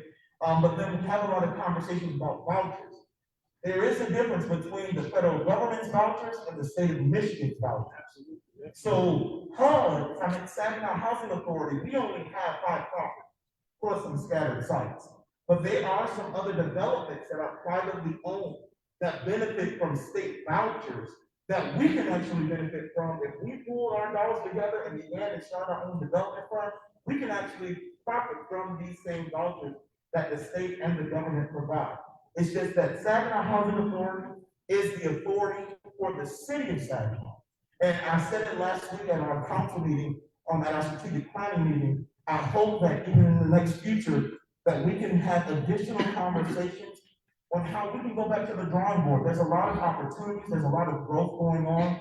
And as the Saginaw Housing Authority, one of the things that HUD has told us is we have to move our public housing into something they are calling RAD, okay?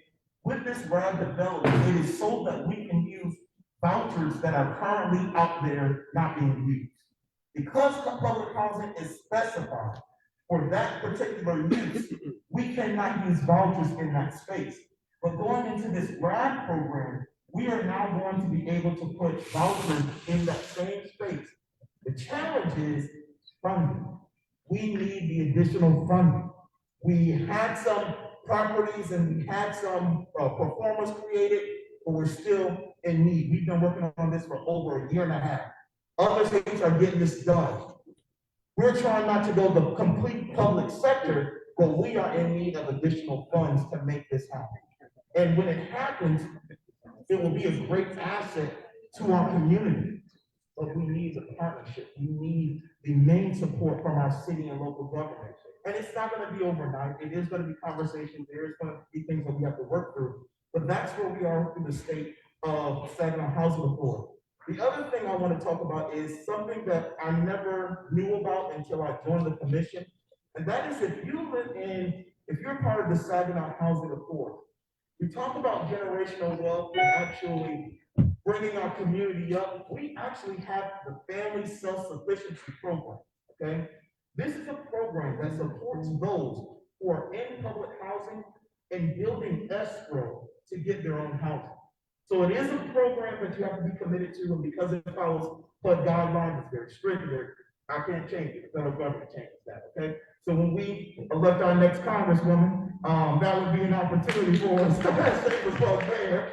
We will be able to have some conversations on that and get some movement on that one. But that's what's going on within the Saginaw Housing Authority. But I did want to share with you at our planning commission, at our strategic planning session, our economic developer. Have any of you attended the planning commission's meeting?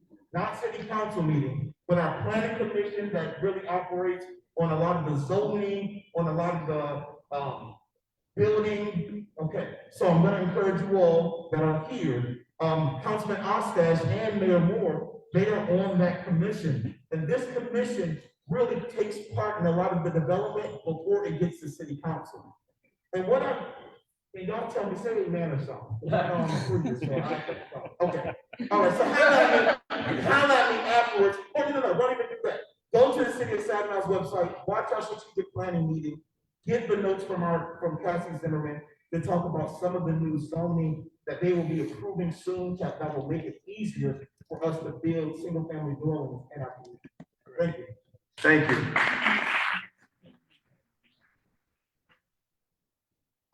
I want to thank George, Councilman Copeland for his insight. I really appreciate that. Here in the hand.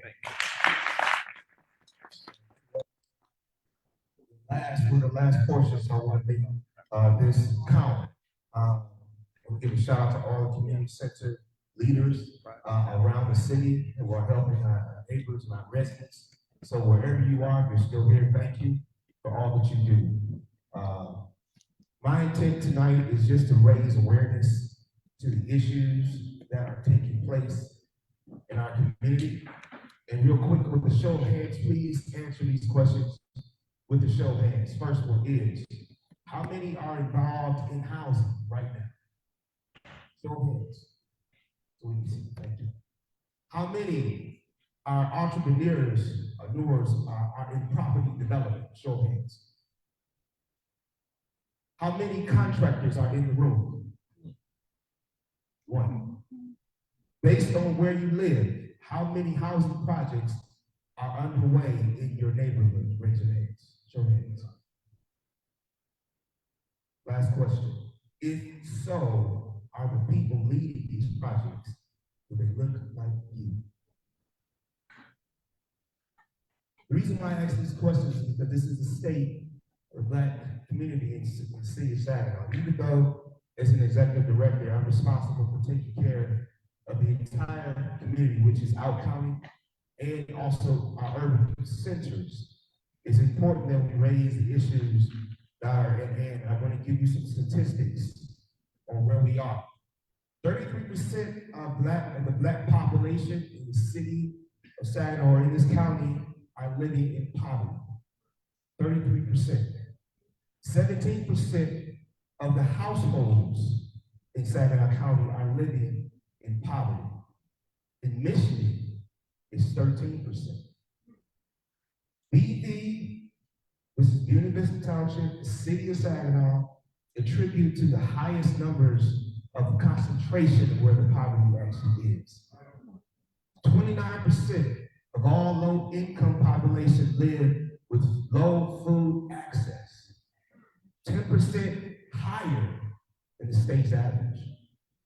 10% of the population in Saginaw County does not have high school. 21% of that population lives within the city of Saginaw and Buena Vista Township. Housing costs, which are housing burdens, that means that your housing costs exceed 30% of your monthly income. Residents living in the city of Saginaw, BV, Carlton Township, which is Buena Vista Township, and parts of the Saginaw Township, all attribute to 35% have cost burden households. 35%. 49% of the households are renters in Saginaw County, and they are cost burden. When we on par with the state's substandard housing conditions, which means that in a normal dwelling unit, they count how many substandard housing units there are. We're on par with the state's average. But here, check this out. When you zero in and focus on directly the black community, that's where we live, Buena Vista Township, Saginaw, the city. Over 34% of the housing units are substandard. 8% of those households in Saginaw County don't own a vehicle. And over in the areas where you live in, if you live in the city of Saginaw and Buena Vista, that's higher. 11% of households in Saginaw County do not own a computer. This is higher than the state's average, and it's higher than the country's average, not owning a computer. So what are the housing issues that we're dealing with?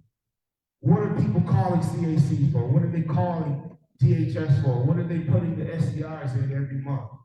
They're putting the SERs in for rent. They're putting the SERs in for mortgage payments. They're putting the SERs in for utility payments.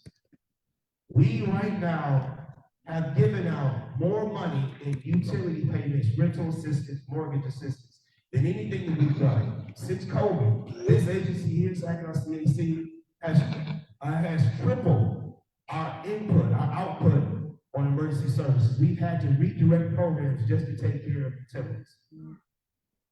United Way was given money through SERA, which was the COVID emergency rental assistance program. They dispensed $28 million. We didn't get $28 million. But what we got, which was in the amount of probably about $700,000, most of that went towards housing. And this is not even dealing with redevelopments. These issues that I'm dealing with are the everyday. And the reason why I lifted up those statistics is because housing is just a substandard to the other things that are connected. You can't get housing without good credit. You can't get good housing without a good job. And then for those who are living in poverty, if they do have a housing voucher, those landlords are doing the minimum to make sure that those housing units are maintained. So we got a lot of work to do. There's more work to do in housing than anything that I've seen. It is one of the state's most emerging topics. And I heard it said before that, one agency can't take on housing. That's the reason why I asked everybody to raise their hands. How many contractors do we have? How many property owners do we have? How many landlords do we have that are actually trying to maintain their homes? What are we doing in terms of the economy to make sure that there's jobs so that those who need homes have them? Are the local institutions working to make sure that there are available credit opportunities for them to raise their credit scores and to get low income mortgages so that we can flip the statistics from it being 46% to maybe 65 to 70% homeowners in our regions that we need it the most? So that's what I wanted to bring up. And it's more I can say, but I'm not going to say it. I'm just going to say this. You look around the room, we got work to do. Thank you. Thank you. Comments or questions about housing? Yes. Anyone? All right. Can I say something? Or you got somebody in the car? No.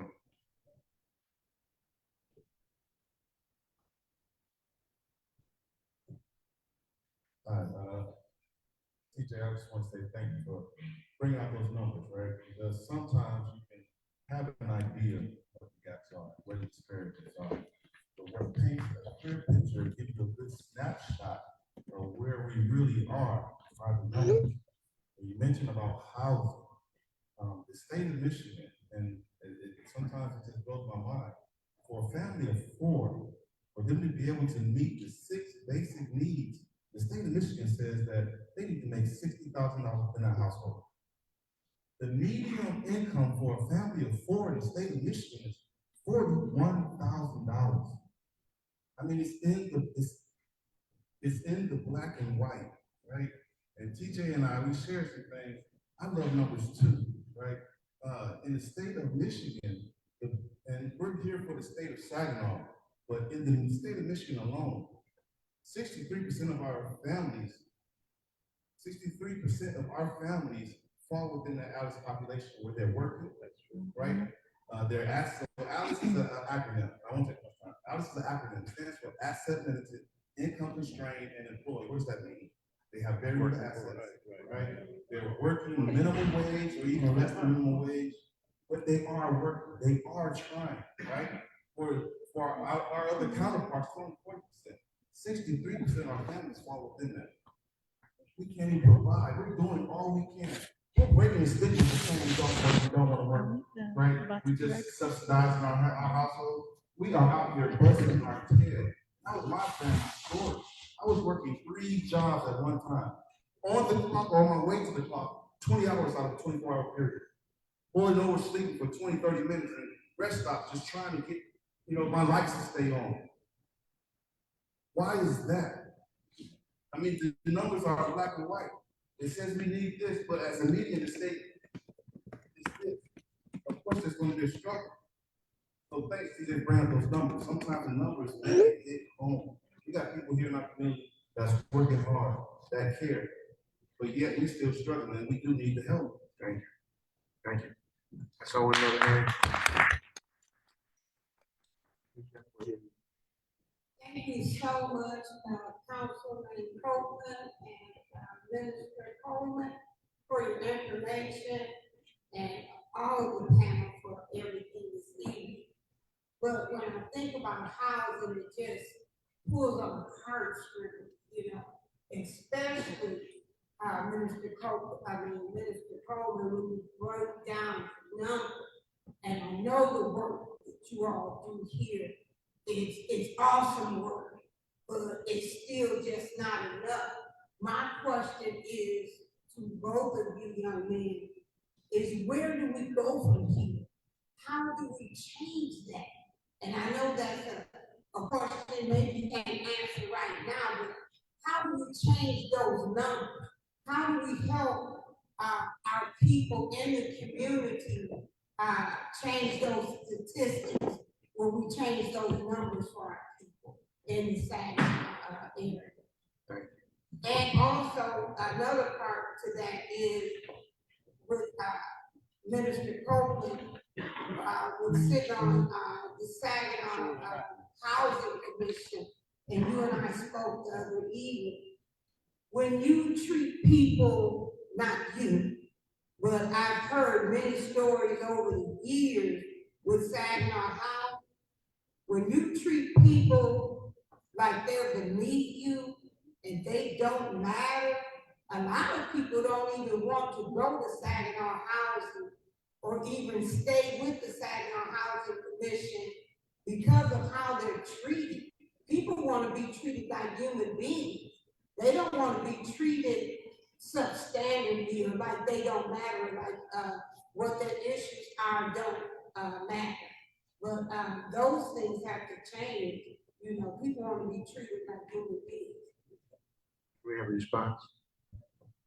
I would say two things for me. First thing is, we really need a focus on the community. One of the things that has hurt me since I've been in my role is every time we've had to go for a assessment for HUD, due to the lack of resources around where we want to build, we fail.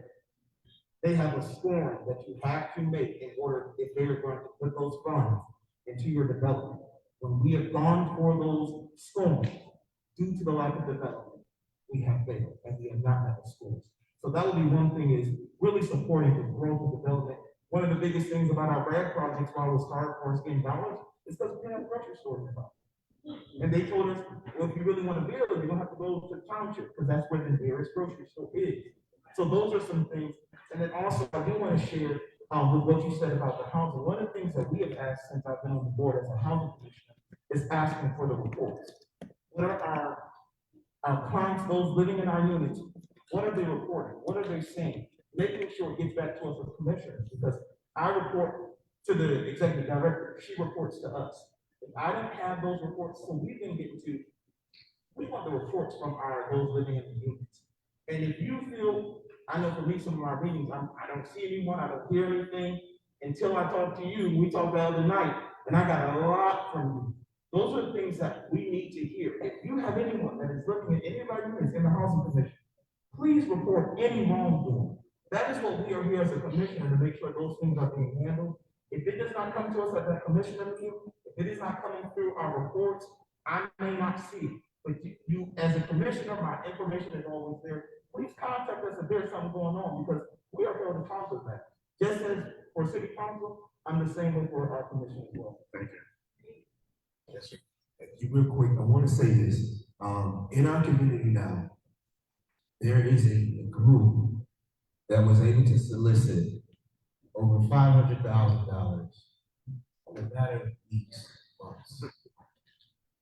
Okay, concerning opportunities coming.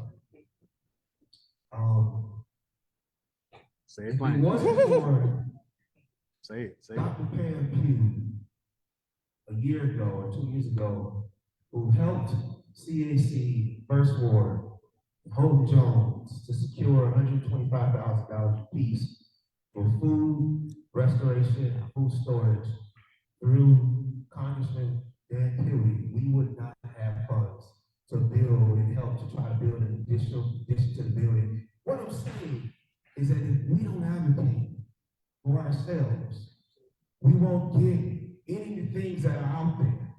And I'm telling you all this because it's important that we go to our legislators, we go to the businesses, the anchors that actually maintain our area, and we tell them there are institutions out here that need dollars. If you look up, you see that there's holes in the roof. These holes in the roof are in this region, but they're also resemble the #1 need in Saginaw County, which is home repairs. So home repairs is the #1 need, and we have repairs that need to be done to our community centers. Isn't there a resemblance because it's happening in our community? Don't you think there's dollars that need to come back into this area so that we can be enriched for the next 60 years? See, First Ward is 90 years old, CAC is 57 years old. We want these institutions to remain, and if they are to remain, the funding has to come so that it can be dispensed properly, and that we can take care of our community correctly. Comment? Housing, in particular, I think there's I don't know if y'all know, but there's an elephant in the room. There's an entity that's operating in our community, that's trying to operate in our community in the area of housing, particularly on the east side of Saginaw, that wants to build rental housing. Now, I don't know about y'all, I have a rudimentary, knowledge of how to build a city and how to, build up a value of the city, but I don't think rental housing is in that equation. It might be a small piece, but this entity that's trying to get this funding, they want to build a whole side of town of rental housing. How are you gonna build up a tax base in a city full of rental housing? And in particular, we talk about Black people here in our community. You ain't doing that nowhere else. So I just have a hard time with people playing in our face. You can't come to Black people and saying we're gonna build a pathway to home ownership by building a bunch of rental houses in our community. We gotta stop letting people play in our face, y'all. We really do. Because, and that extends to our elected officials. Elected officials, mayor, y'all can't let them come to the podium and play in y'all face like that. Y'all can't. And I'm just gonna say, I'm gonna come to that podium and remind y'all that they playing in y'all face. That's a good place to do it. That's all I got. One more.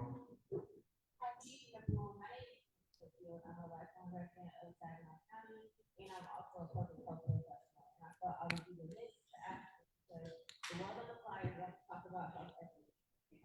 If anybody knows, we have a community report that comes out about every 4 years talking about the state of health and all of it. This portion of the supplement designed from preventable diseases, or manageable things. So I hope that after the next conversation, that we talk about health, because we can talk about the housing, we can talk about something that they do, but if I can feel like I'm that disproportionate weight, we're not gonna have anybody to bring these homes, we're not gonna have anybody to vote, we're not gonna have. Comment, and I can tell you that the discussion was to have a full discussion about health equity, but there are at least 5 or 6 other topics that really need to be discussed. We couldn't get them all on that. I promise you that Catherine's gonna hear everything that you said, and you gotta know something. I'm gonna bring up our final speaker in just a second. First of all, I need to say this. There is a need for us to have these conversations. And you can't act as if you're not really having them. You hear what I'm saying? Don't act like you didn't hear what was said tonight. Don't act like you didn't hear what was tried to be communicated by the persons who are working in these roles. And don't act like you didn't hear what came from the audience. And don't act like you didn't hear what you didn't hear. Just know that we got to keep on talking. I applaud all of you who stayed here and stayed in this conversation. I applaud every one of you on this panel who stayed in this conversation. I see you at one more comment, and then we got one final statement, and then we're gonna be wrapping it up. Can you be brief with it? Yes, Bishop, to the issue of health. Real quick. COVID came and went, serving on the County Board of Commissioners. I saw where we were backfilling the health department to the tune of $1 million, $1.5 million every year because of the funding formula was not working. The way the funding formula is supposed to work for local health departments around the state, 50% funding from the state, 50% from the counties. So for many years, the state was not upholding their end of the bargain. So before leaving the county commissioner, I made a pledge. When I do get to Lansing, and I was fortunate enough to get there with your help, I was gonna work on that. Fast forward 2 years to the day it took for us to get $25 million to make our local health departments whole. That was in this past budget. So to the point of equity and health, for us as community members, most of our families go to health departments first. So if our local health departments aren't functional, then that just exacerbates the whole issue of access and equality. So that's something that's happening right now. The effort I took, got it done, 25 million, local health departments are made whole. And so we should talk about health because without health, you can do nothing else, as you said. And we will, So and we will. Thank you. Pastor Sunday has been asked to come and make a statement on behalf of the Saginaw African American Pastors Group, and then we'll be wrapping up. Pastor Sunday.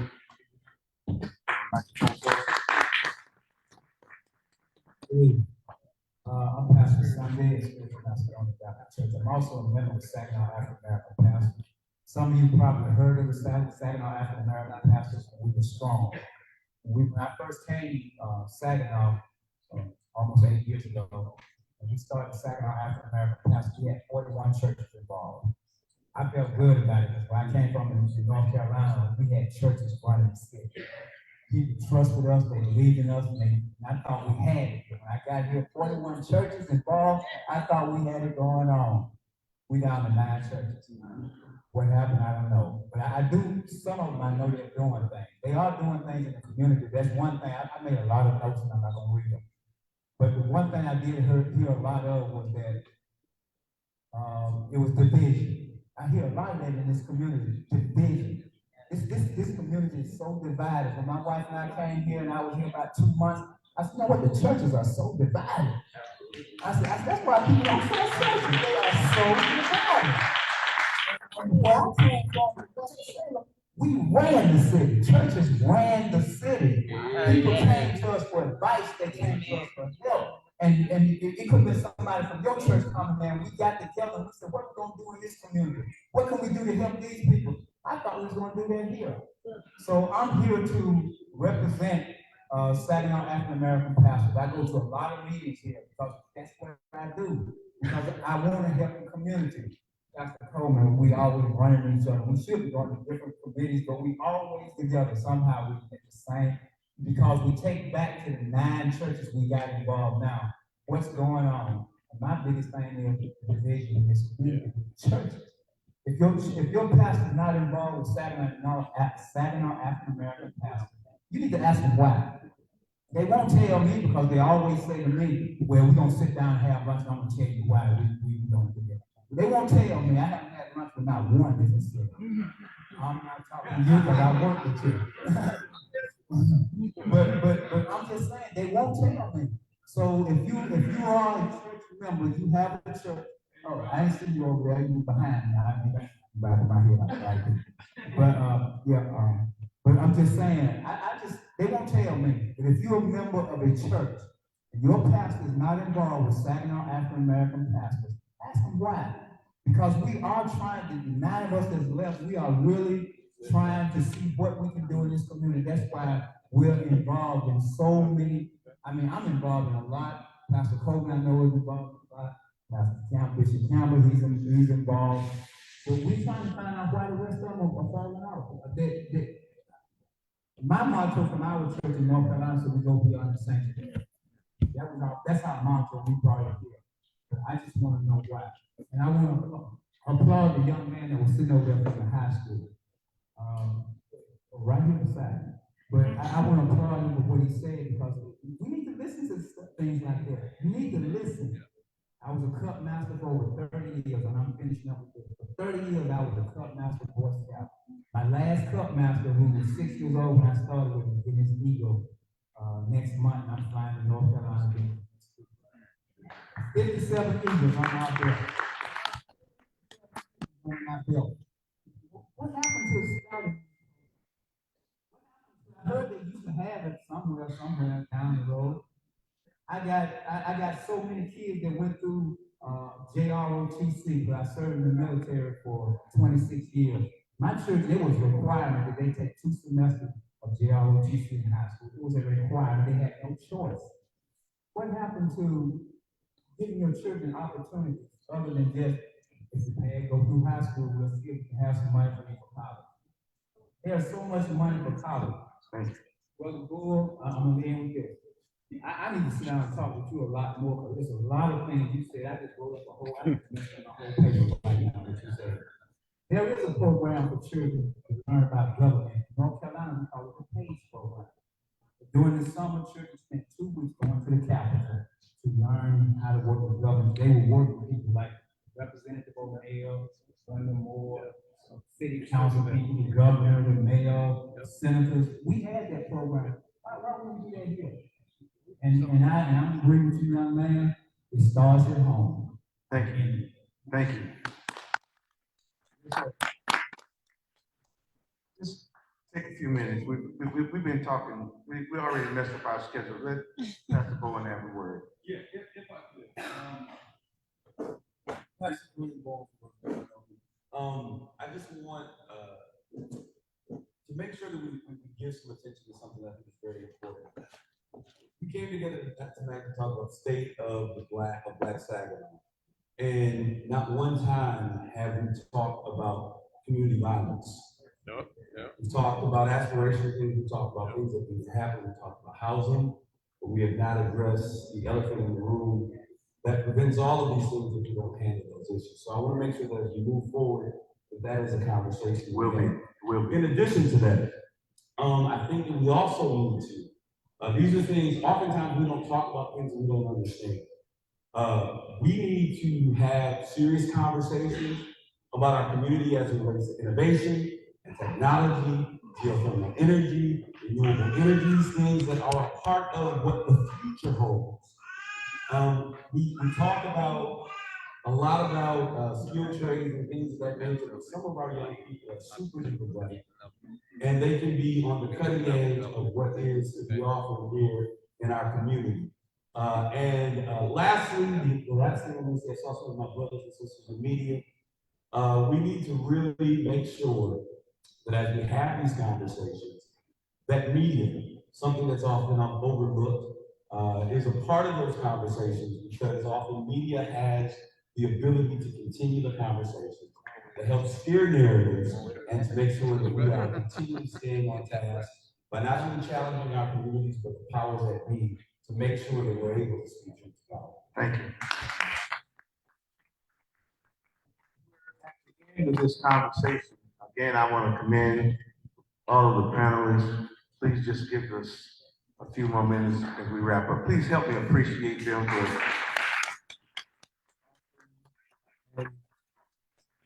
for staying.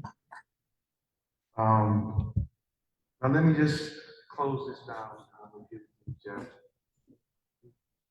I can close it down. Wow. 30 minutes over time. I want to recognize Councilman Michael Ball back there. Excuse me. Appreciate it. Yeah.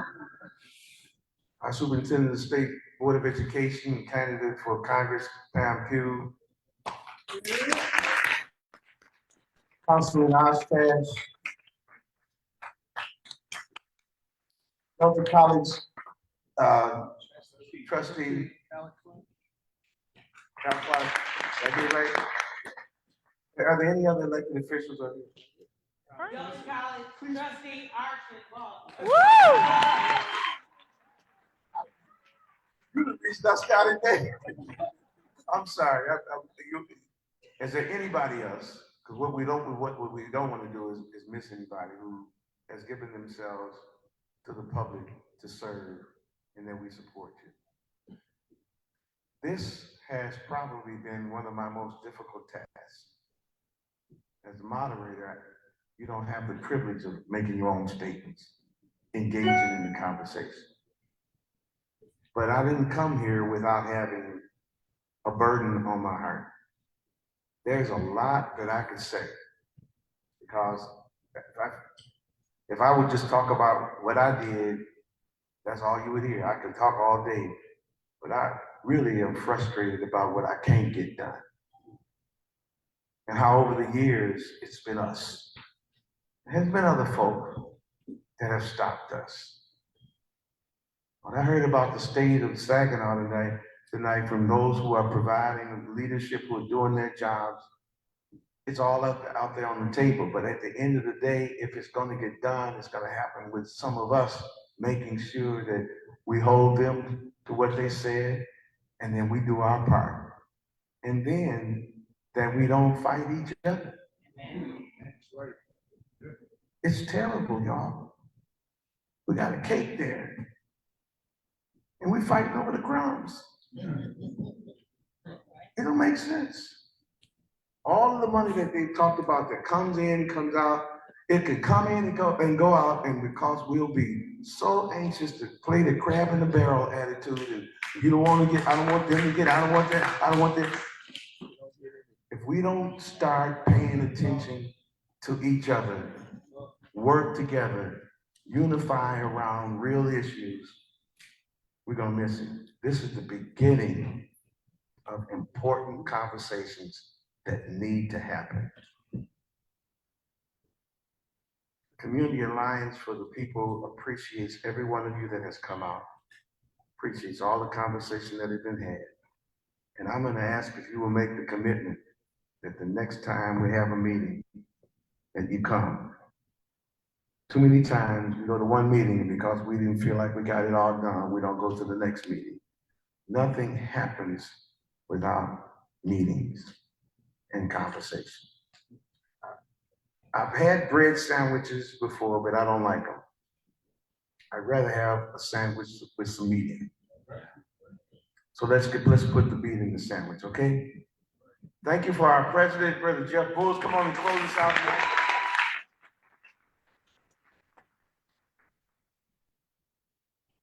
Wow. I'm honored. I just want to say thank you to everybody that showed up. I know, the weather conditions that we're dealing with. Could have easily stayed under your covers, but you chose to come and engage with us in a very important community conversation, and I don't take that lightly. And I also take a lesson from it, that many of us care about our community. So many times, we get the negative piece, people don't care, or people don't, our people care. And you showed it today by showing up and filling up this room. We put out so many chairs and we still added more. That shows a commitment to community. So we want to really thank you all. We can't do this work without you. There's no community alliance for the people without the community. And so I just wanted to say thank you to everyone. I wish you well on your journeys home, and be on the lookout, because this isn't, we can't do this in one conversation. There's going to be a couple more. Ms. Candace, thank you for coming and highlighting health equity. That's going to be a key piece on the next one. It really is, because we have health equity, health period encompasses every other topic that we talked about. Every single one. And so please, and Candace, I'm gonna call you out in front of everybody. I need you here. I need you here because I need you up here. So thank you so much. We good? Okay. Thank y'all so much. God bless you.